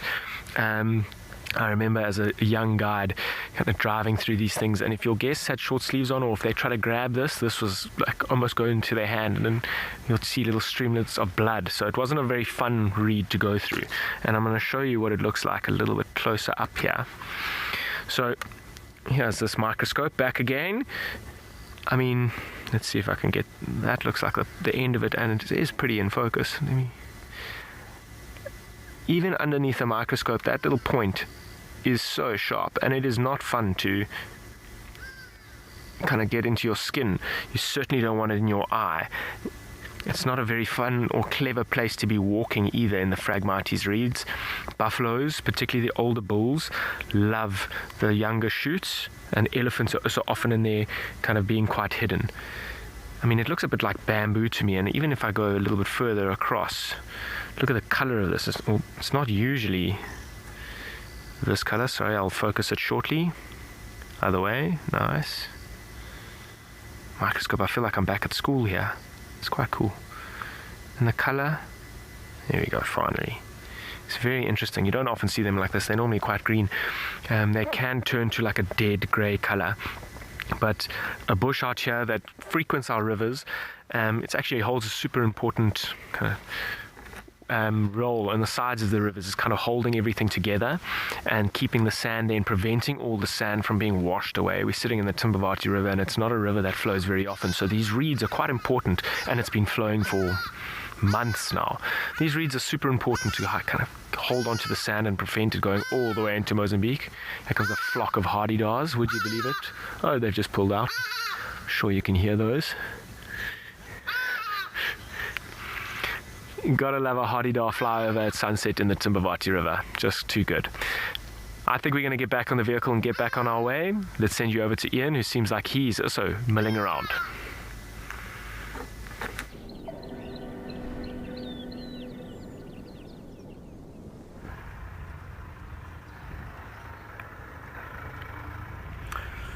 Yeah, we're back on the move, and we're driving one of the many cut lines. We had reports that Sibuya was seen on this cut line, and she was sort of heading off it, but maybe this way. So we figured, well, we might as well try our luck, and so I've got a feeling something's going to happen deep down in the bones. So we're being very optimistic. Keep the optimism up. But you never know. So we're just doing our slow. It's almost like what we call a bumble. Listening to birds, paying attention,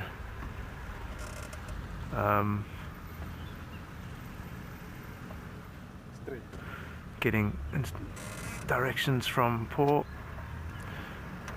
Still learning my way around here, so obviously don't want to go trespassing into the neighbors' properties. But yeah, this was the area, and it would be amazing to see if we can find something like that. We're telling ourselves that we deserve a good sighting because it's been pretty quiet up until now. We did a brief visual of those elephants crossing the road, but that was also quite far down a road we're not allowed to drive.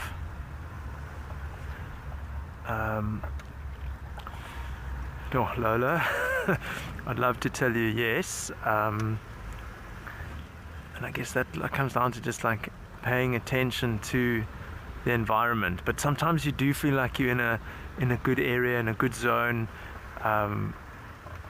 Your excitement sort of gets up, your energy levels go up a little bit.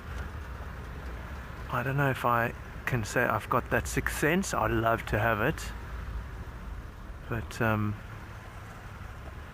sometimes you get into an area and it just seems quiet, like eerily quiet. And I guess is that because there's like a predator in the area, or is that just because there's nothing in the area? But, I'm sort of having that feeling now, and I guess that's because we're talking about it.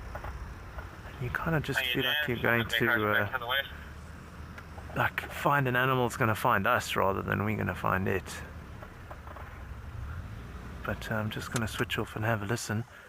I'm hearing crickets.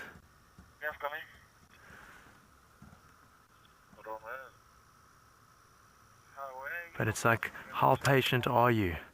And how long do you stop before you feel like, oh, you need to actually do something and work a little bit? So yeah, we feel like we're working even though we're just sitting in the car driving around, but there's a lot of thinking and analysis that's going on there, and Paul's keeping the spirits up at the back with his lucky socks. But it's a really pretty area, and nice and still and calm.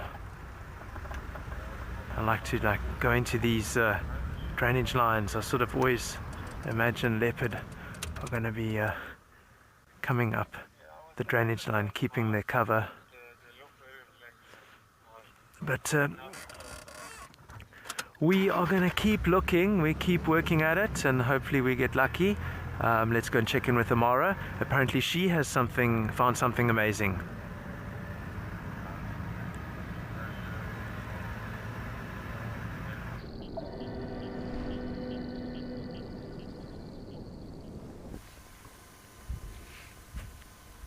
Good luck, Ian. You will find something amazing for sure. We have just come back to check on our lions, and I was just timing it because if it's too hot during the day, they usually like to sleep. Take in, of course, the heat, but these guys have been sleeping in the sun the whole day. Look at their stomachs, very empty. I know they're hungry, and they did attempt some few hunts. Well, actually one hunt in the morning today, but we were not around. And by the time we got here, we did hear that they tried, unsuccessful, but it was a big buffalo, and he was alone, but still very big. And sometimes with the lioness, you don't want to risk it. If you have cubs, you don't want to get injured and not be able to hunt for them. So it can, it does really depend on that. But our lion's still there sleeping. I'm assuming that a lot of the females, the marsh females, are here. I saw even earlier on Kaleo's young ones, the two boys, are still here too. And I'll just wait a little bit to see how they'll be doing. But right now, being chapatis, you just have to wait a little bit. But today it was very eventful in the morning, and we can show you guys most amazing highlight, one of my best moments with lions. I've never seen a lion cub being carried by their mom. It was a first time for me, and it is a first time for you. You can check it out through this highlight.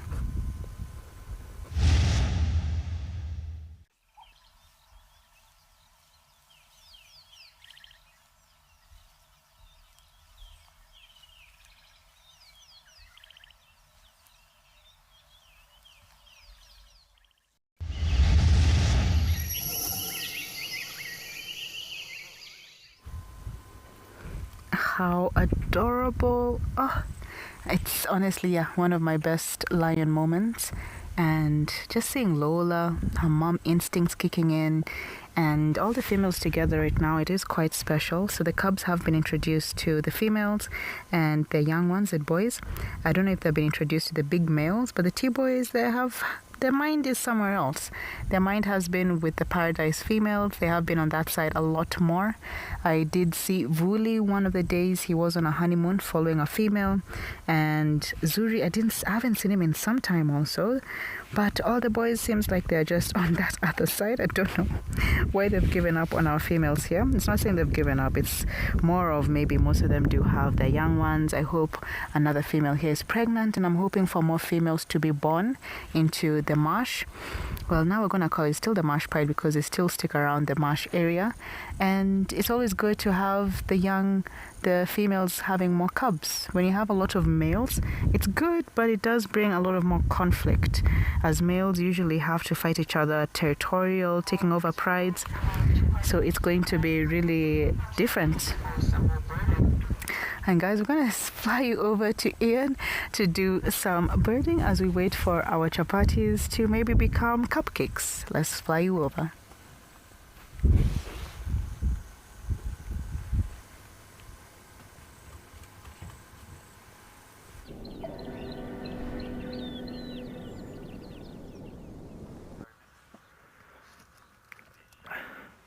Well, we're doing our go slow, and we came across this iconic African fish eagle sitting on an iconic dead, probably a knobthorn. It's got a bit of a feather sticking out, which gives it a bit more drama. The back there, looking around. That's my version of fish eagle for the day.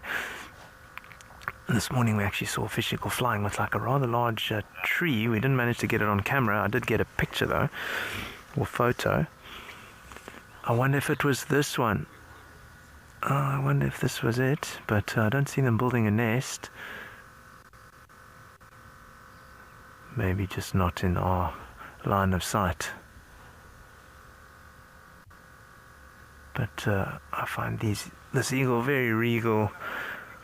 The call of Africa.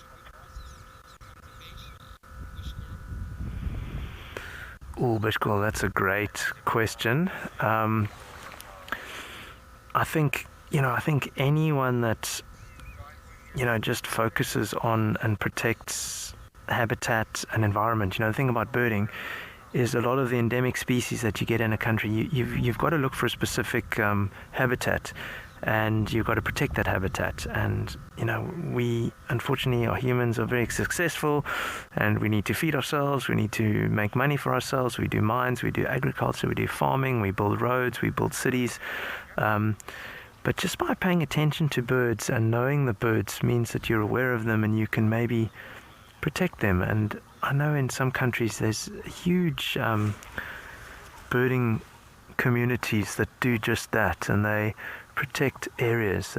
Some people, you know, might build boxes, but it's just protecting habitat, and it's just being aware of them. Some birders get a bit of a bad rap because they just want to see a bird and they'll kind of flush the, you know, sensitive birds out of wetlands or out of nests, and that's where birders don't contribute. But for the most part, I think it's just appreciating it and applying, you know, just applying some awareness to it is going to help. And what I've heard is that birding is like one of the fastest growing hobbies at the moment. And you know, I was going on about how good it is for mental health. So just would encourage more people to get over. And I think people would bird if it wasn't so, I don't want to say tricky, but there's a bit of a steep learning curve which puts a lot of people off. So I think the challenge is just to focus on the birds you do recognize. And there's nothing more exciting. I mean, I remember when I was a kid and seeing a bird and then identifying it and going through the bird book. You know, you'd have to page through like, I don't know, 300 pages, and then you'd find this bird that was identical to what you had, and it's like, wow, there it is. You know, someone's actually seen it before, it's got a name, it's a species that's been documented. Unfortunately with birding though, there are a lot of difficult birds, some look the same, and so you can page through that book. I guess that's why some people take pictures and they, well, I'm just listening to the radio now, I've turned it down and something's happening. But yeah, sometimes when the birds are difficult, there are lots of them that look the same. Maybe a picture is a great reference picture, and then you can also send it to the experts. But even the experts sometimes can't identify things like cisticolas and larks and pipits. But that's a great question, and yeah, I encourage more people to, if you aren't doing already, is just to pay attention, just to go out into nature and see if you can spot a bird or hear a bird.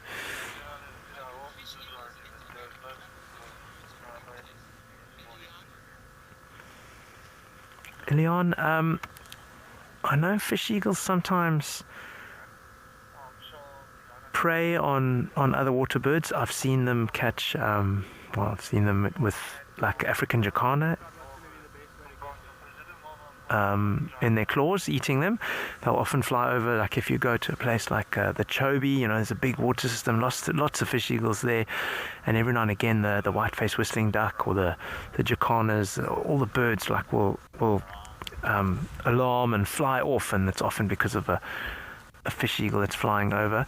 How it interacts with other eagles, I mean, I haven't seen too much interaction with them. They might fight over the remains of a kill, but for the most part I normally see the fish eagle by itself, not interacting too much with other big raptors.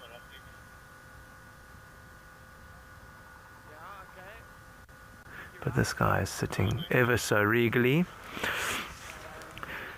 But while we, I think we're going to keep going and find out what's happening on the radio, but let's go and check out a virtual safari of some amazing birds out of Zambia.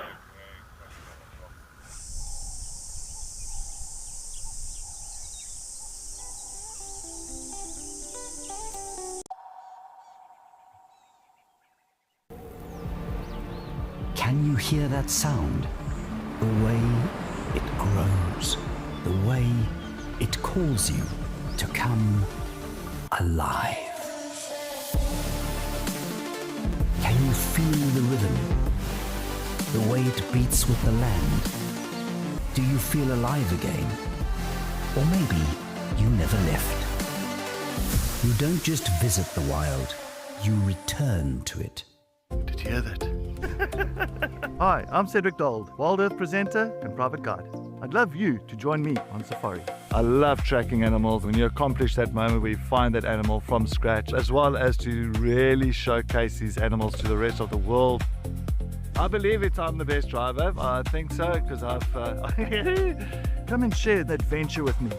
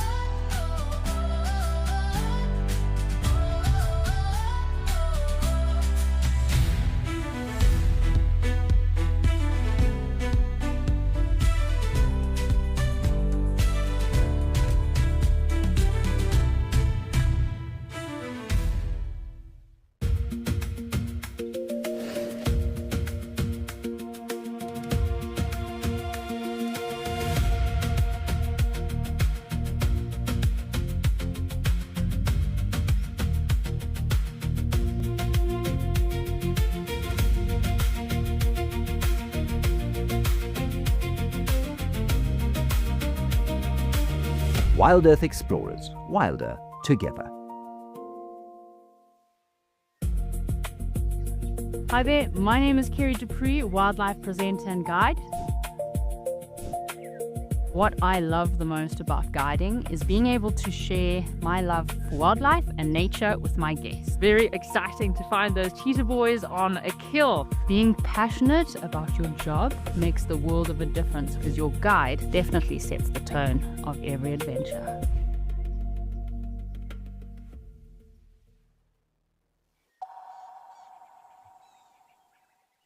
That's a Imara stork. You can see he has got a long leg, whitish in the belly, and a pocket on his neck here. I'm sure the Imara stork here, they're waiting for the fish. We have got a small pool there with some fish, bubble fish. Here we can see we are at the Dumbo here, where we are watching the Malabo storks, white pelican, and some fish eagles, white egret. I can see the bubbles bubbling up. That's where the Malabo storks are catching the bubbles.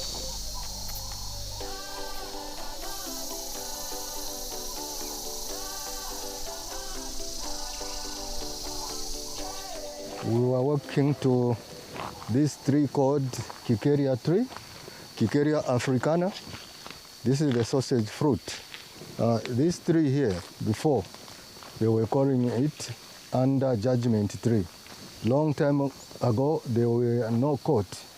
If someone gets wrong in the village, they were taking him to the headman for judgment. If you swear, this fruit here will fall into your head, meaning that you are guilty now, and you'll be given a punishment from the headman.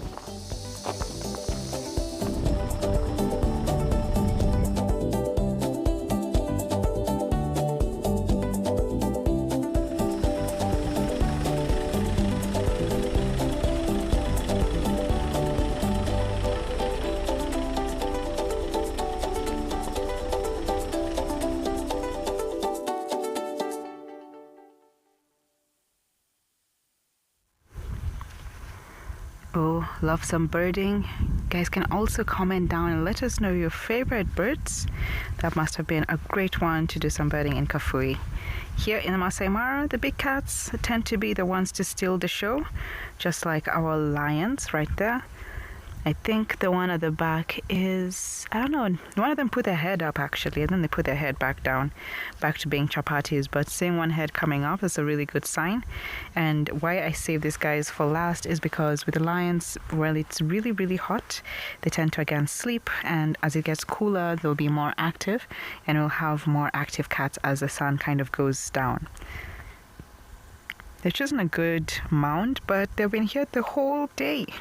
That's what I'm wondering, what's the plan? Are we gonna have any buffaloes maybe walking nearby, which I hope, because these guys need to eat. Those stomachs are looking very small. You can see they're across this lager. And on the other side, we still have some other lions. You can see the tree line next to Mara River, and voila, have our other lions. So Kaleo's two boys are also here as their flatcher parties right now. One lion looking like another lion. Lions just lying down. I think that's why they're called lions, because they keep on lying. Lying down. Yeah, still flatcher parties, but honestly this is getting to cat hour. People like to call, say, even leopard hour. I like to say now even lion hour. The cooler the day, the more active they are. The hotter the day, the sleepier they are. Asha, different things actually. For example, if another lion came in who was shocking to the place and they never noticed, or elephants walking by and they didn't hear. So anything that will kind of spook them that they didn't get to pick up. But as they are sleeping, it's not saying they're in full deep sleep. They are enjoying a lot of rest for sure, preserving some of their energy. But with lions, they're still very aware of what's happening. They're aware of, for example, my voice right now. Even though I'm speaking very low, they have very good hearing, so they do pick up on their whole surroundings. It'd be very tough to actually kind of sneak up on a lion and surprise them. I've seen it once and it was very interesting. This was a camp that uses electronic vehicles, so the car is very quiet. And guess what? We were also shocked because we're watching the lions. I like to demonstrate it for you guys. So we're here like looking at the lions, which were like just right next to us, and everybody's facing this way, okay? And the car just kind of pulls up on this side and kind of goes this way. But even the lions, they looked up like shocked, and then we looked and we're like, whoa. We're like, whoa, when did you guys get here? So we were also shocked. So the car was very silent. So that was funny. We got scared. The lions got scared because they didn't expect to just have a vehicle pop up on them like that. They're used to hearing, of course, our loud vehicles. And I guess they're still sleepy, but I am having a lot of hope with them at least poking up. Hopefully even Lola going to her cubs. She's kept them very nicely tucked in some thick bushes. And for them to sit on about like this, they can't handle it. They're still so vulnerable to all the elements, still so tiny. They're shorter than the grass, the bottom layer of the grass. Even the grass on top of the mound, they're not tall, they're not big at all. So even imagine a cub sitting out in the sun, and the sun here in Kenya, being on the equator, it's very harsh, and especially during like midday 1, 2, it gets very hot. And you can imagine that type of heat for a small cub like that, I think would be gruesome. It would be too much for it to handle. That's why mom keeps them well hidden and tucked away.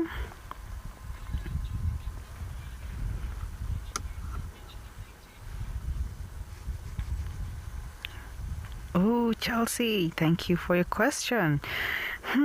Different things can happen. Or I'm suspecting they do know, obviously, other lions are in the area, because even when lions call out, it's not just males who call out. You even hear females kind of calling to other females, especially from their own pride. And maybe they hear another female calling and they'll be like, we don't know that voice. Or maybe a female who maybe kind of passed nearby the territory, maybe she kind of urinated or passed by, as they have glands also on their feet, their paws. So they'll be noticing this is also not a female or a lion that we recognize. So I'm sure they do know other lionesses and lions are around the area, not their territory right now, but they are much further out. And maybe even when the males come back, who knows? Maybe they're like, you smell different, but at least you're here with us. The only time it will be very confrontational if any of them entered the other one's territory. That's the thing. If those females came into their territory, they would be very aggressive. I don't know how they'll react, because all of them, different personalities. They can react in different ways. Is it fighting? Is it just kind of telling someone to back off? Or is it kind of like avoiding? So that, until that day comes, I hope it doesn't. It does really depend on our lions, but they will be very territorial to their own, of course, territory, their pride, and even their cubs. So sometimes females can be very vicious towards one another. Look at our lion sleeping, enjoying the sun a little bit too much. Yeah, the chin is also up. Look kind of facing upwards.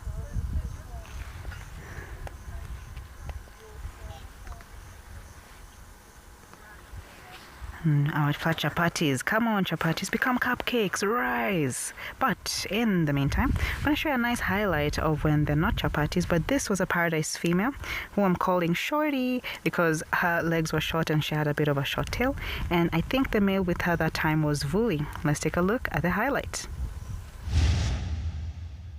This male looks very beautiful. That mane looks very beautiful. I don't know if this is Zuri, because Zuri has the best mane. He's so gorgeous. But he's right now walking towards where the female put her head down. You can see her ears actually flickering away. Let's see, is this a honeymoon? Could be. Oh, look at that. Even her tummy looks quite big, as if she has cubs or about to have. Her mammary glands are showing a little bit more. Again, guys, I have been away for almost a whole month, so I'm catching up. Oh, look at him. He's trying to see, is she ready? And she's also missing a bit of her tail at the back. You know, with lions, they have the black hair at the tip of her tail. Look at his phlegm and response. He's seeing if she is ready for any mating time.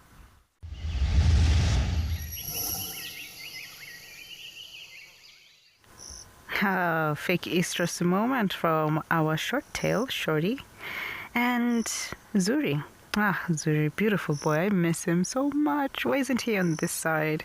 We tried looking for him also one of these days and no sign, but we do hear that he is on that side, so he's well, don't worry. But even short tail, I haven't seen her in a bit. Actually, did I see her? I think we saw her the other day with James. Yeah. Sorry, guys. The days here just merged like one. We don't know which day is which day. Every day is just another day.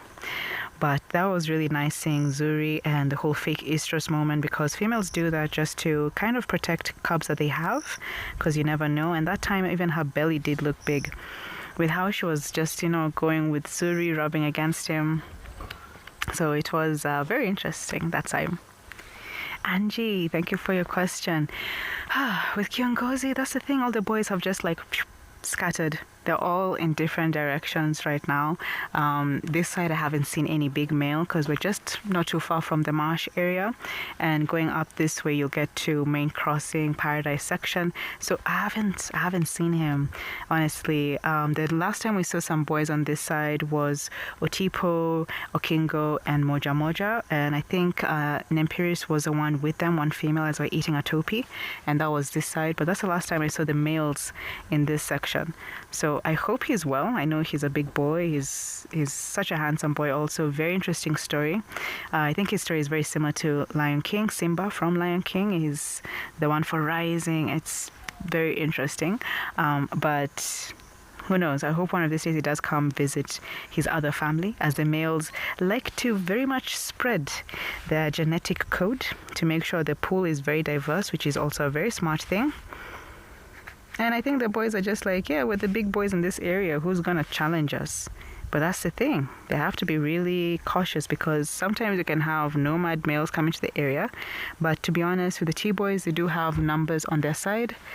Very big boys who are willing to fight for one another and protect their own. Oh, is that a paw on her back? Shelly, oh, that's a really good question. So with the males, what happens is another male can come and sniff the territory. So think of it this way. You have your home, and maybe you've gone on holiday, and from the outside of the house, it doesn't look well maintained. Maybe it's a bit of leaves, or the curtains are always closed. So even someone will be like, someone is not home. It's someone, again, not home. So the lions have to really go and mark the scent around their territory quite often. So that's why the boys maybe are busy just trying to cover a big area, marking their scent. But if another male does smell like, this scent wasn't done recently, I'm going to see if I'm able to kind of take over, because it doesn't seem consistent. So if another male or other males did notice that, then they'll see there's a bit of a, let's say, a weak spot, and they'll try to really go back and try, test those other males out and be like, you're not checking your territory often enough. We're going to come and actually maybe take it from you. You're not cherishing it. So I am curious how the T-boys are going to be handling it. And we'll just see. That's something for the future. It's a problem for tomorrow until tomorrow comes, which will be quite interesting, honestly. One leg up. Who is this? You see, a lot of the females, the mammary glands look like they're in use. Yeah, you can see how they're poking out, the dark spots on her belly. But I do wonder if these guys will do a hunt tonight. On the other side of the other lager, there are some buffaloes. And lions are pretty good at taking advantage of nighttime and again being more active during the night. They could potentially, again, big if, try a hunt with the buffaloes. And I know tomorrow morning this is definitely a spot to come and check out because of their activities. And why I'm waiting here also a little bit longer is Lola has her cubbies in these bushes, and as it gets cooler, we know mom usually likes to check up on her little ones. And look at the sun just going down. The golden hour is here in the Masai Mara. I love it. Best type of lighting.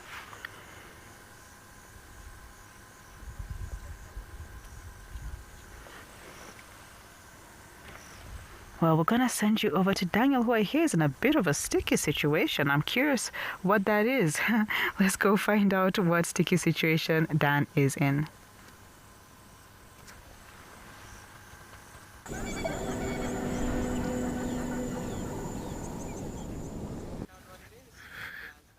I'm not sure what you're talking about, but we've also got a beautiful golden hour here. The sun is magnificent. And to make the situation even better, you're right, I have got a little bit of a problem here. We're just going to wait for the zoom shot to come around, but we have had a flat tire, which is not such an uncommon thing out here. It's always interesting trying to change the tires. My first flat tire at Wild Earth, so this is a good time to show you all how to do it. And it's always interesting trying to find the right equipment in a new car, and it took me a while to find the wheel spanner, which was right behind my seat, just dug very deep. Then there was a different wheel spanner where I collected the spare tire off the back. You can kind of see I've put it here next to us here. Then the jack in the back, I used it the other day because we got stuck, so I knew where that was. And I've loosened these nuts. Whoa! I've loosened those nuts as well. It's important to loosen those nuts before you kind of lift the car and take all the pressure off of it. This is also it's simple, but you really want to be careful. I have also put a rock underneath my front tire and left the car in gear when I'm doing this. You really want to be careful of your arms. Try not to. I had a friend who was guiding and he broke his arm doing one of these things.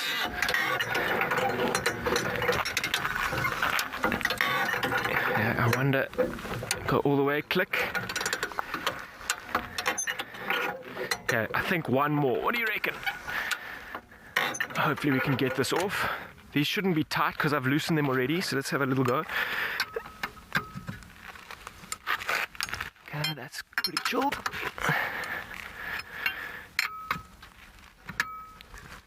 Off they come.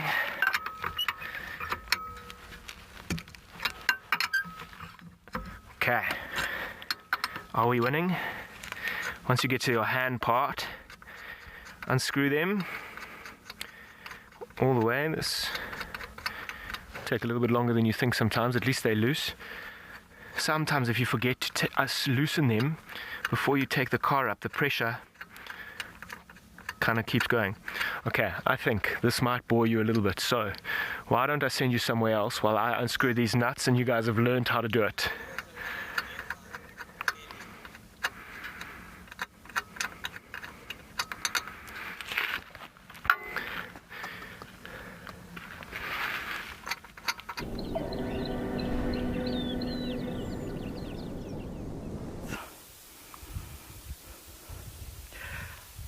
I got to say, we've got to actually give credit to baboons, to monkeys, to leopards, because today I found out that it is not quite easy to actually climb a tree and be on one. This is the highest point I've ever climbed on a tree, and we are on a strangler fig tree. One of the most interesting tree if you do actually look at it, quite big. Even if I try to hug one of the branches, I can't even touch my hands on the other side. And this tree, it's fascinating how it actually starts. If you listen, you can hear Mayor's parrot in the background there. So what they would actually do, a baboon, monkeys, Mayor's parrots like that would feed on figs. There are some that are starting to actually shoot now, and it's one of those trees that gives you figs in a time that many trees do not actually give fruits. That's one thing that it balances with nature. So what happens is that baboon would actually defecate on the host, and that seed might end up just being here.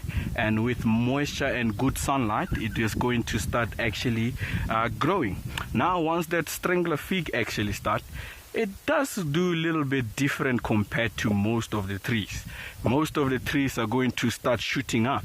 But with the strangler fig tree, it will actually start going a little bit down until it actually gets to the roots, to the ground, and gets the roots under the ground. And then now once it has water, it's going to actually now shoot a little bit up for the sunlight. And then once that actually happens, it becomes beautiful. Whew!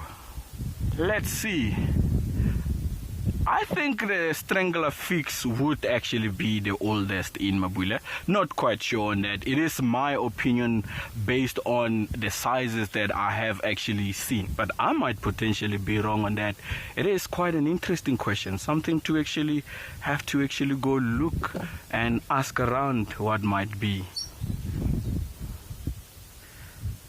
But as Luyanda and I are enjoying the view on top of the strangler fig tree, I'm going to send you back to Imara.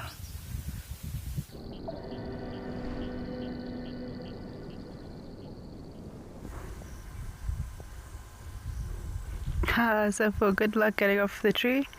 And do love strangler figs. They're very, very interesting trees where, of course, they do strangle another tree if they're too close. And our chapatis are still chapatying. At least one leg is up. I was hoping for them to get a little bit more active, but I do have a lot of hope. Oh, there we go, you see? It's like these guys know. Once the sun gets a bit lower, they're like, okay. So that's a good sign. A rolling is a good sign. So it's just like us as you're getting up in the morning. You roll around. And you yawn and you stretch. Hey, look at that, guys. Yay! The cupcakes have risen.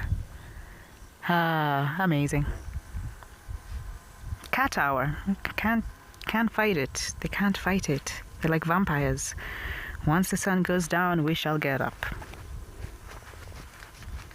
Ah, very cute vampires, though. Oh, I love the way the grass looks, and even the spider webs, can see them on the trees. And another risen cupcake! Yay! Good sign. Some grooming.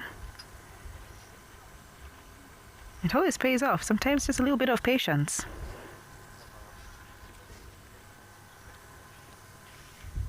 Valencia, I've seen once. It was a lioness, but the tree wasn't much of a difficult tree to climb. I think the tree in the past was a bit pushed down by some elephants, so it did have a gradual kind of incline to it. So for the lions to climb up, that female that day, she just kind of walked up. She didn't do some serious climbing, but I do hear there's some lions which can climb. They can climb trees, but they're not as good as leopards. I think the tail plays a big role in that, and they're more of the ground. They prefer being on the ground and eating with the rest of the pride. But yes, they can. The figure, was it the sausage tree pride in the triangle? They usually did climb a lot of the sausage trees, hence their name. And we can even show you a nice highlight of how a lion, the cubs, attempting climbing a tree. This was when David was guiding, so we can see a good example of lions versus tree. These cubs here are going out of control in terms of the play this morning. Now look at that one boy, where he is. How do you come down? Who took you up there? The brother was also with him. The brother came down very quickly, and it was very smooth for him to come down. Look at how he's maneuvering himself, the reverse gear. Very well done.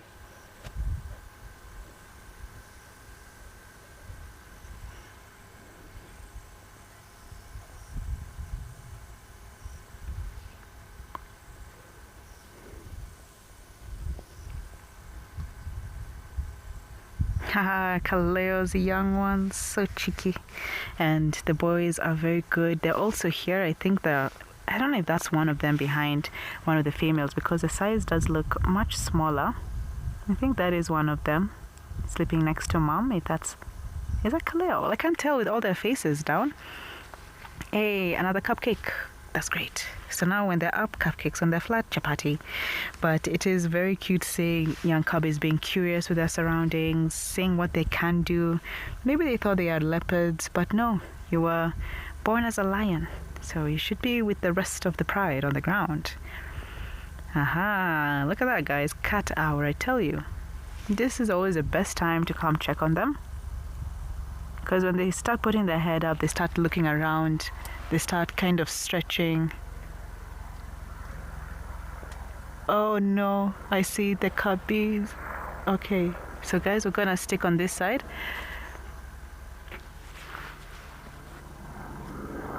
Oh yeah, they're gonna be coming this way. Oh yeah. Mom's gotta go to the cubs. Sarah, yeah, lovely, lovely glow. Oh, it's sunset, the golden hour. I'm gonna stick here a little bit because I've just seen some movements from the cub.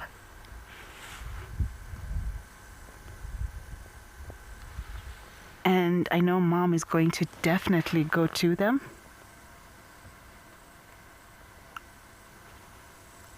It's gonna say maybe take a few minutes, but they are definitely around. I saw them because in the grass it's very tall. They're being so cheeky.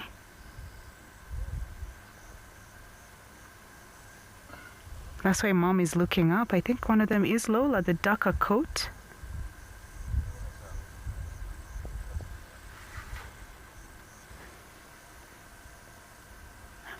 And the cubs are very... Yeah, I don't know why she's not responding to them. So guys, for us, we're seeing something different. It's very tough to pan the camera that side for now.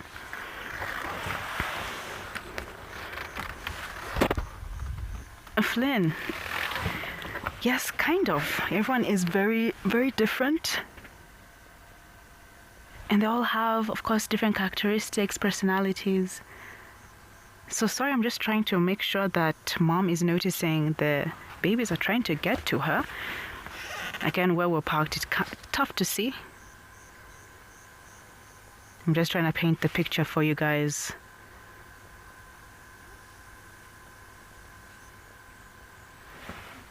Come on, Lola. What's happening? You can't be sleeping so far away from your young ones.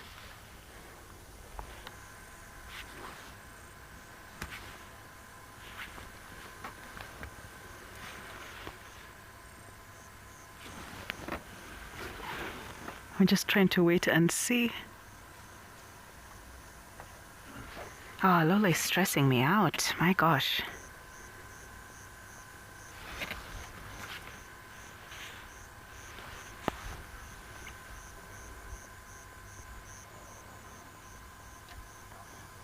The boys are looking around also, but my oh my.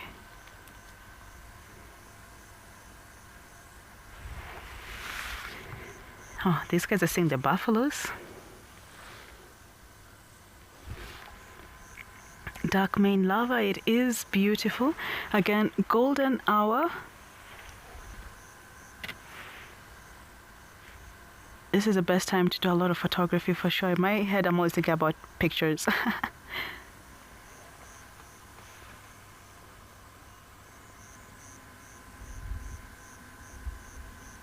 Come on, Lola, why are you not getting up?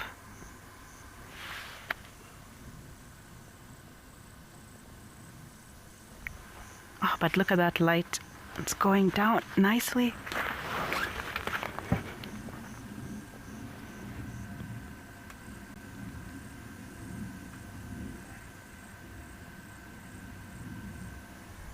But look at that beauty of the Masai Mara. Beautiful sun going down.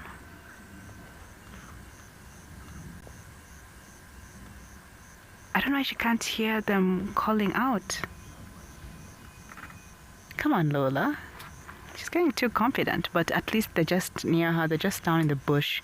Again, there's a laga right now, so the babies are down in the laga. That's why it's pretty tough to see them, but I can hear them. Small little calls.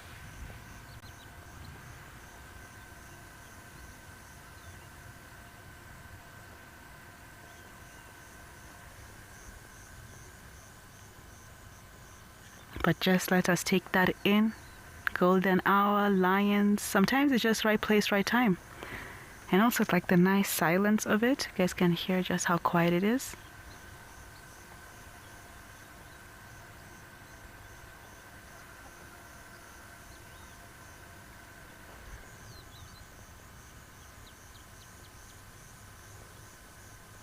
As the sun goes down, a lot of life does wake up, let's say.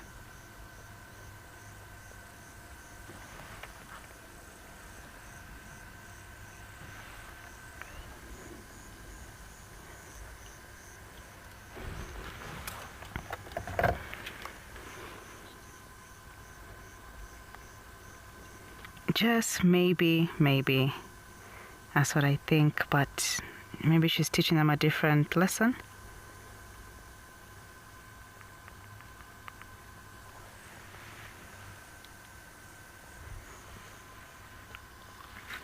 But the best frames of the Masai Mara.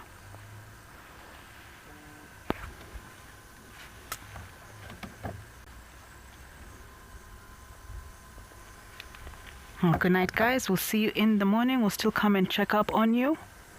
Hopefully it does go well for them tonight and their attempt in a hunt. And for us, we'll be heading back very, very soon.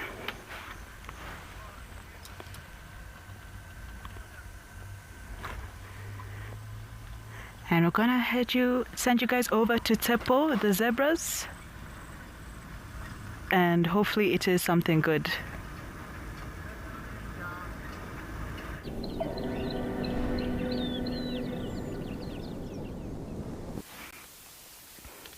And welcome, as you have just enjoyed Imara in Mara. We are here with some zebras. It is time for them to they are heading into the dam direction, most probably to actually have water and settle for the evening, as the time to actually look over your shoulder is approaching, especially at night times like this. At night times when others actually go to sleep, they actually get into survival mode, and then that is why you get so beautiful sounds in the morning when everyone is excited to actually see the sun again. And there we have a young one moving along with. Ooh, what happened there? The colors, just when they actually hit down on these animals, you just wonder and just look at them with a different view. Just look at that. You're lagging behind. I think he still wanted to feed a little bit some more.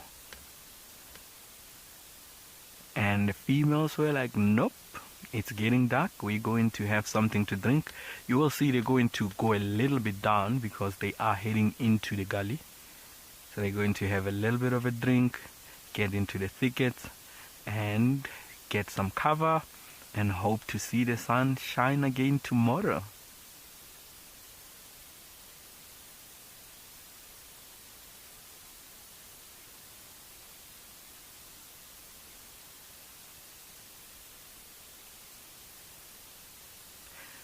Oh, this what you are looking at is the beautiful range of waterback mountains.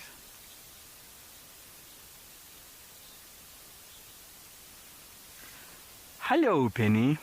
They would feed more on longer grasses, depending on the area, but I don't think it would definitely be the same species, because you do actually get them living more in different terrains. So they will be different grass depending on what type of rocks and soil actually comes out in the area where you do actually find them. So I don't necessarily think that all species would actually go for the same grass, but that can also be a common thing, because it will depend also on terms of what is available and where they actually are. Oh, the golden hour, the beautiful mountain range of the waterback. Oh, definitely, Nolene, definitely. This is nature's masterpiece at its best. This is a moment where you just open your arms, close your eyes, and take those slow breaths as the sun actually goes down, and it hits so nicely. When you actually listen, the sound and the surrounding just speaks to you.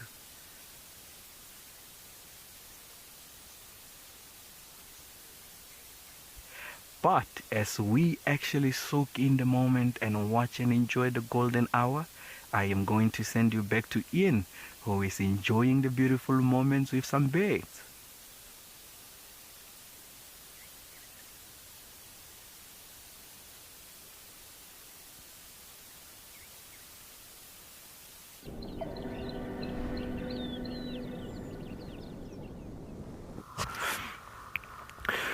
We came down to the pan where we had that the lion yesterday, and we came across this saddle-billed stork. And what I'm trying to check, because it's got quite dark, is whether this is a male or a female. Because I think about 2 days ago we had a female not too far from here in a pan, and I can't quite make out the yellow eye. So I'm thinking this could be the male on his own. But difficult to tell, as it's getting quite dark with this overcast weather we're having. It's doing a bit of preening, but such a beautiful bird, big and tall, that striking bill, black and white plumage. He was sort of dancing around in this water, but now he's stopped and is doing some preening.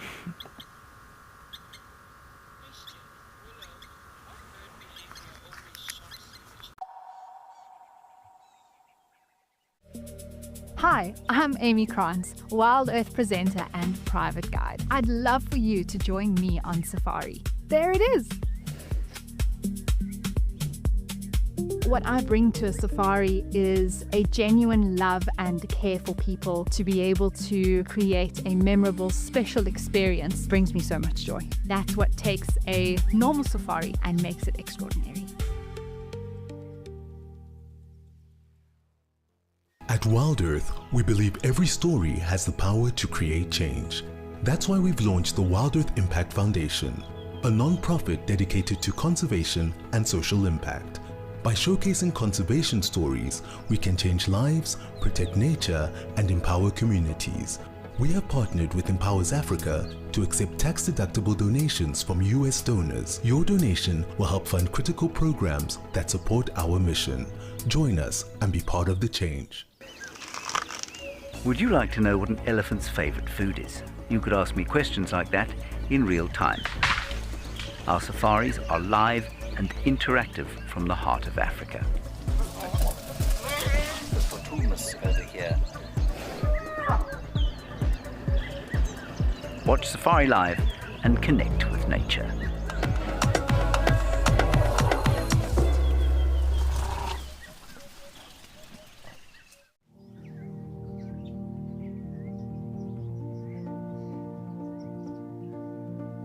On Drive with me today, I have a new presenter. This is Ridley. Say hello, Ridley. Hi. Well, the last time we checked, I had counted about 10 crocs.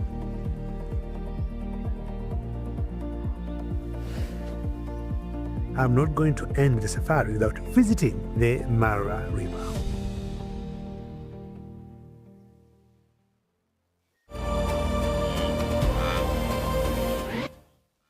We know that adverts pay our bills, but you don't necessarily like them. So, this is a fantastic way to stop being interrupted. Sign up today and you'll get instant access to wildlife. 24/7, ad-free, live and on demand.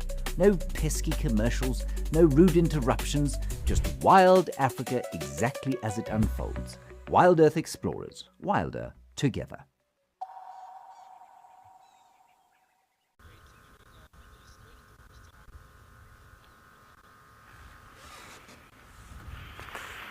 No, Animal Lover, I haven't really spent a lot of time with the big prides, so I can't even tell you that I know their names. I'm trying to think. There was a pride in the Kleseri that I'd seen that was like 18 strong. I can't remember what they referred them to, but that pride kind of broke up a bit. So, and my experience has always been like maybe 1 or 2 males, a male and a female, maybe a coalition of 3. Every now and again you'd find a coalition of 2, but no one was ever really sure that it was the same lions. So yeah, I don't really have an answer for you on that one. I'm dying to see the Nkuhumas, and this morning there were tracks called in of them, so we're hoping that they might come onto the property. And while I think about that one, let's head over for a nice sunset at Mabula.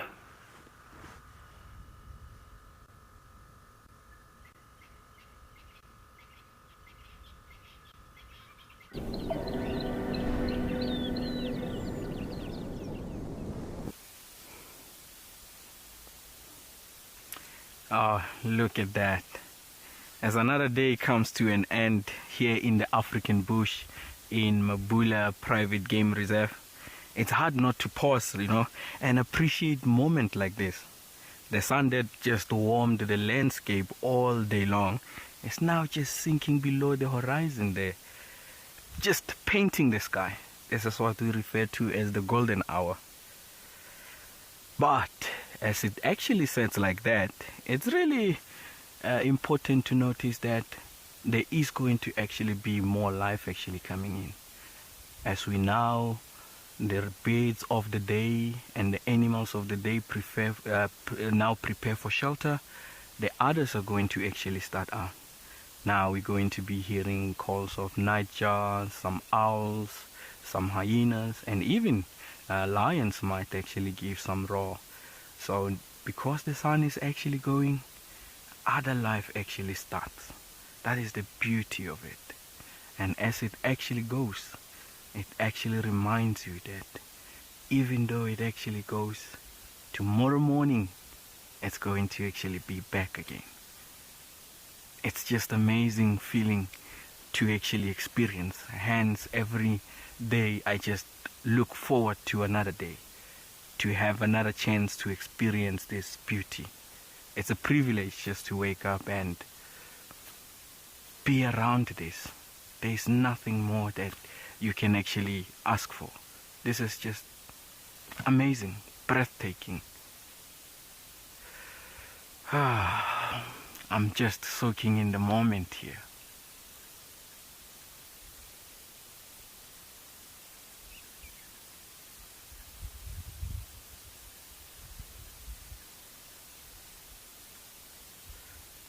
Oh, look at that. Now you look at the top color changing a little bit.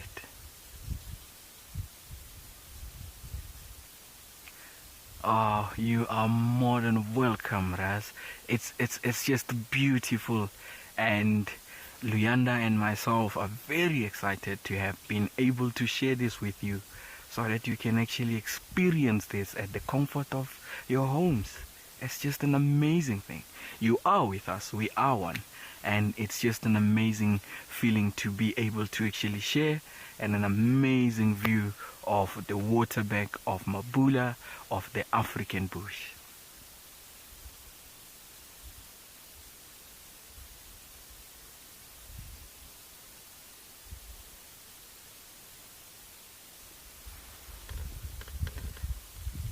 You can see the shade of some blue wildebeest just happening there.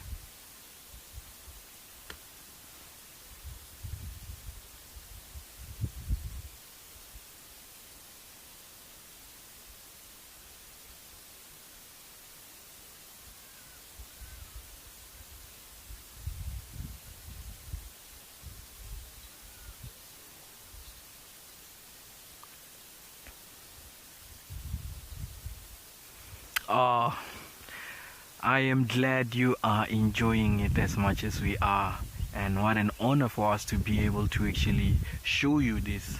It's a privilege to us as well, Honey Badger, that you take your time and you actually be with us. It means a lot to us that we are able to actually share this extraordinary moment with you.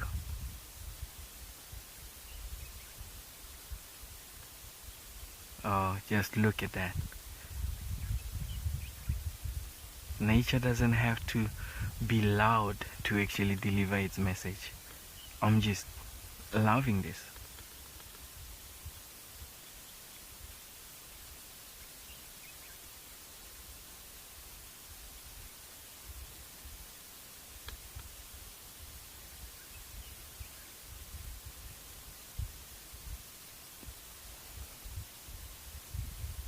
Oh, you can never get the best of this.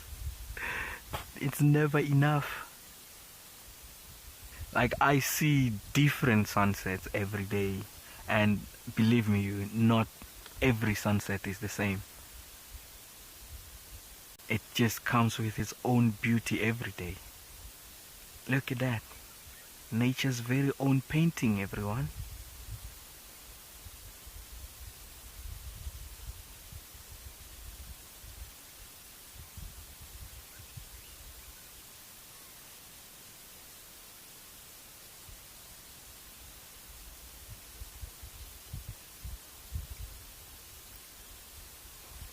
But as Luyanda and I continue to actually admire this beautiful view, I'm going to send you back to Daniel.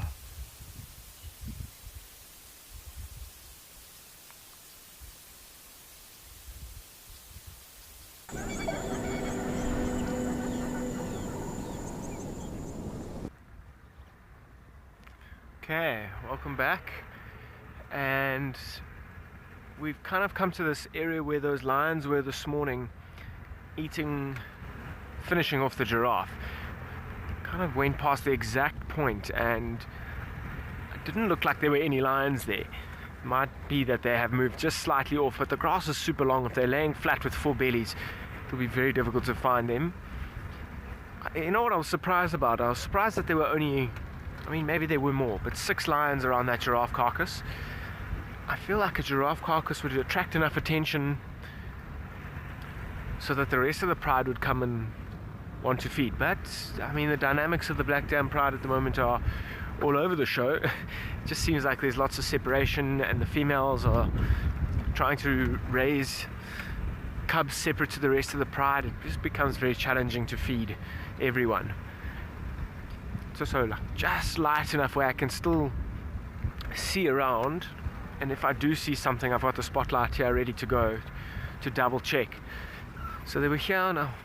Alright, I mean, there's a chance they've got up and moved. I would have thought, if anyway, they would have moved towards the river, which is now behind us, for a drink. It's often one of the first things that lions do after a big feed. Go and get a good drink of water.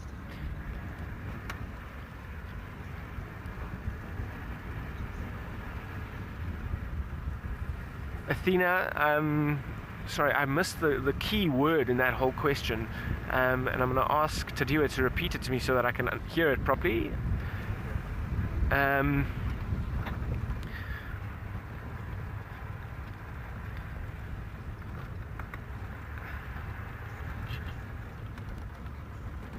Owl nests, okay.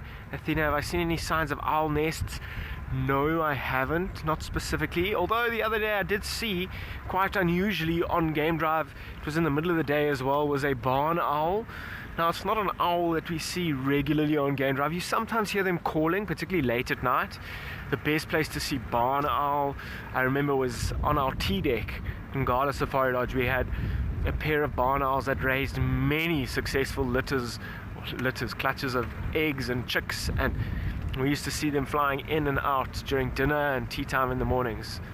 But directly around, I haven't seen or noticed any owl nests. Varro's eagle owl nests is one that we might be seeing a little bit more regularly in some of the knob thorns that are still standing around here, on some of the bigger tambutis maybe. There'll be like a stick platform at the top of that tree. But so, direct answer to your question is no. I haven't seen any obvious signs of owl nests. We also luckily managed to fix our tyre. We are now back on the road.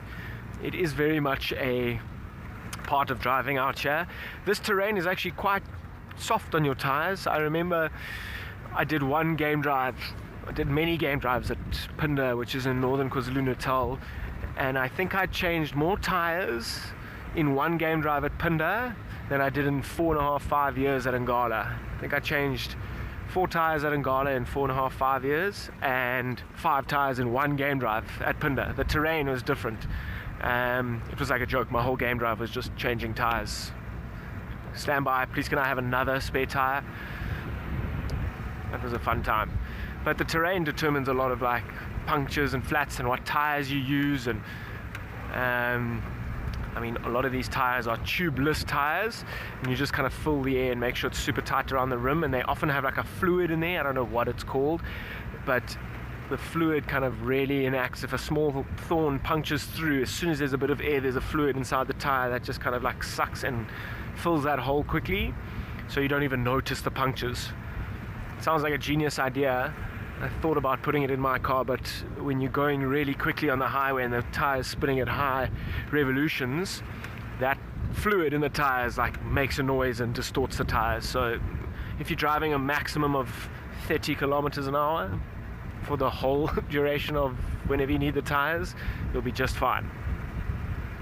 Okay, it's getting to that time. I've not turned on the front lights. Spotlight comes out. I actually still think I can see a little bit better. I guess the advantage of eyes reflecting is valuable.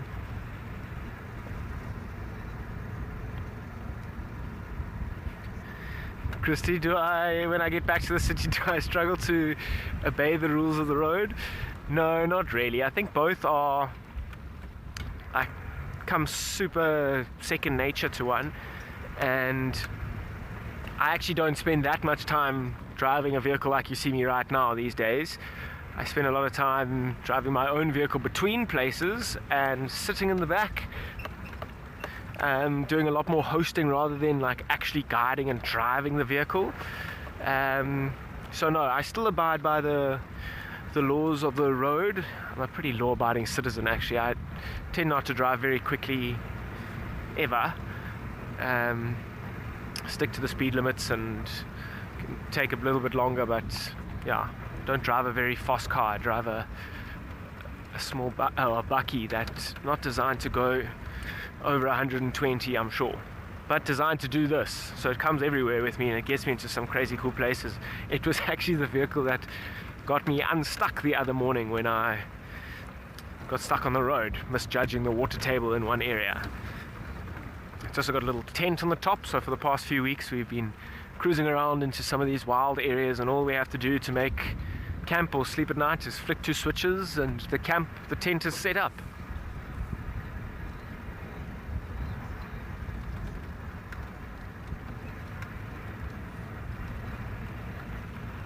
Kathy, that's good that I've reminded you of one of your fond memories of Pinda Private Game Reserve was a flat tire. I mean, it's not always part of the plan, but this whole journey is never a set plan, which is quite exciting, and a flat tire can really be a highlight of a drive. By the time I got to my 3rd flat tire out of 5 that day, my sense of humor had gone, as I'm sure my guests had too. But such is life, and there was nothing I could have done about that situation except change all 5. Yeah, but that is a special and beautiful place in one of the most like stunningly diverse areas, that northern Zululand, Maputoland ecosystem, and like you can drive 20 k's, maybe 20 k's as the crow flies, and be on the ocean. And in my opinion, one of South Africa's at least most like tropical beach destinations, like really tropical scuba diving and snorkeling. And a little bit further north of that is the very tropical and wild Mozambique. Let us help you plan a trip up there. Super cool, wild and remote.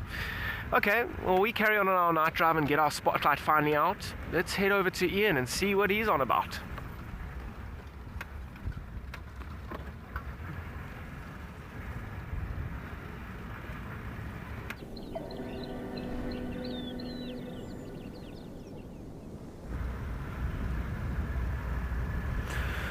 Yes, I have dealt with lots of flat tires. The last time I was at Mabula with Luanda, and we were halfway back to the lodge, and we were on a tire that we knew was a little bit iffy, and anyway it gave in, and we had to fix it there. But then our spare was flat, so that was a little bit of a rookie error. Got to check that the spare's pumped up. But yeah, we're just driving through this open section here. There are a couple of impala to my left and right, but hoping to find some nocturnal critters. Maybe like I don't know, white-tailed mongoose. Here's some impala on the right. Try not to shine on them. This time last night we had TP, so that was a nocturnal, not so much a critter, but like ruling the night, prowling around. But this open flat area normally gives you a bit of a chance to spot the eye shine.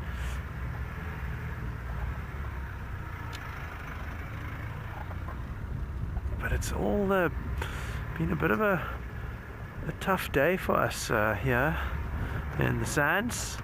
I'm blaming the weather, obviously. Always blame the weather, a bit like a fisherman.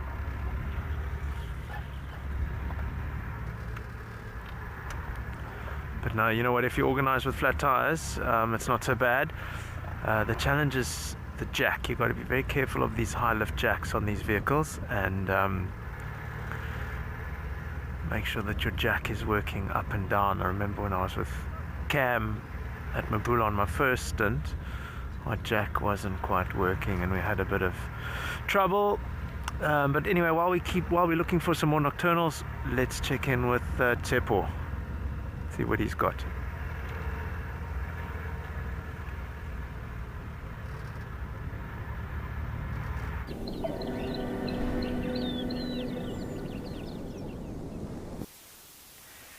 We are back, and this time, because of I am seeing this beautiful, amazing bird with the silhouette, I would like to know from the viewers, because I can see you do not see it that properly. What do you think that is? It's gonna keep giving you, it's giving you some few clues there.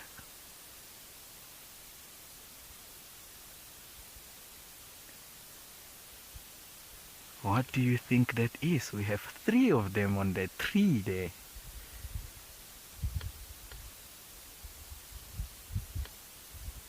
There we go, it's giving you a little bit of clue.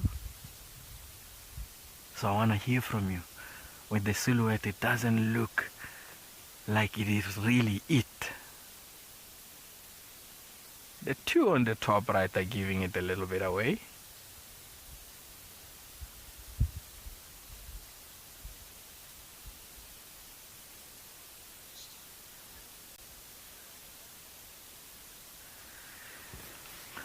Hello, Mike. I do not want to give out more clues, but let me give out this one. It spends, I would say, about 80% of its time on the ground. This is the first clue I'm giving out.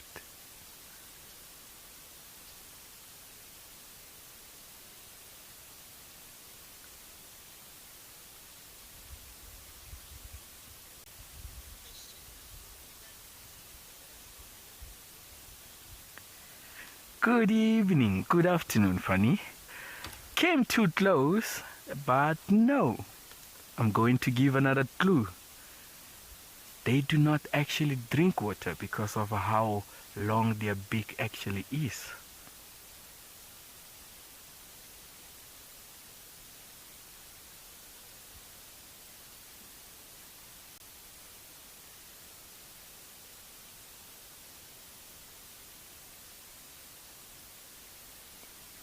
Okay, I'm going to give you, I love trying to mimic their sounds.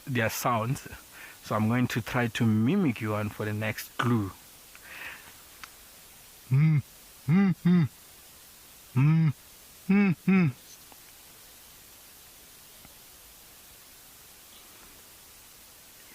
Ellie, you came super close. Super close. The beak you got it right. It is a hornbill, but unfortunately not the yellow-billed hornbill. Quite bigger than the yellow-billed hornbill.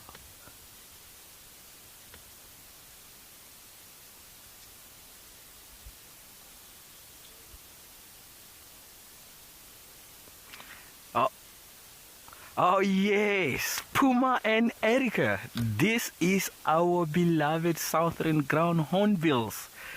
Mabula has a project with the southern ground hornbills, as we do actually know that they are endangered. There is not much left. We have estimated plus minus 2,000 individuals.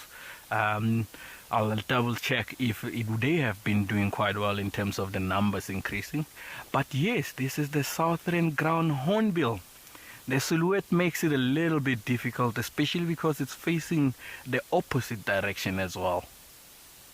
But great guesses, everyone, and I enjoyed that with you. Isn't this just beautiful? It looks like they're going to actually call it a night on this willow beechu tree here. And it's a quite good tree to actually be at and hide a little bit for the evening.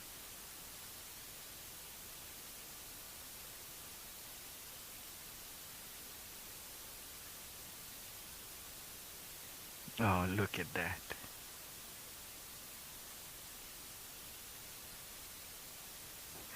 This is just beautiful to see, especially endangered animal. I have a very soft spot for endangered animals, and this is one of my favorites. And Mabula is part of, it's a project where it's trying to actually conserve these guys.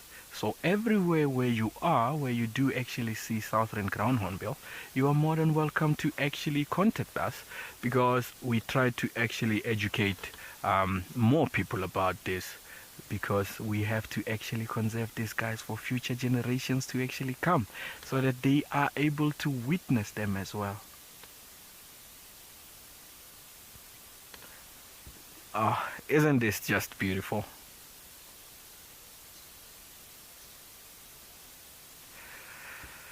But thank you so much for participating in that quiz, and I am going to send you back to Ian.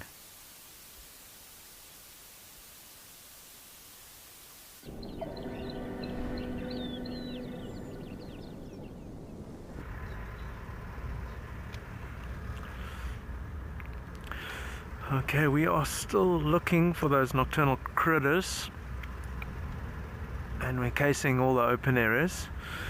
The grass is a lot shorter here, hoping that something will pop up. Yesterday, like I said, we were lucky enough to wrap up with tortoise pan, and that was always the highlight. But just on a note of housekeeping, tomorrow we're celebrating Rangers Day, which is quite exciting, all the hard work behind the scenes of the Rangers, and that should be a good one. I think we're getting some of the guys from the Tracker Academy on board, so I'm looking forward to that. And yeah, it should be another action-packed show. It can only be more action-packed than what we've had today. I'm gonna just give, but on behalf of myself and Mpho here, who I think his lucky socks worked yesterday, we need to change them. Just want to thank the team. Some great sightings there. All the hard work across the other locations. Nice cheetah and lions. We'll be back tomorrow morning, bright-eyed and bushy-tailed. And hope everyone has a great evening. And I'm certainly going to get some rest, because I think with some sleep we'll be back and at it. But from all of us at Wild Earth, thanks so much for watching, and we'll catch you on the next show. Good night.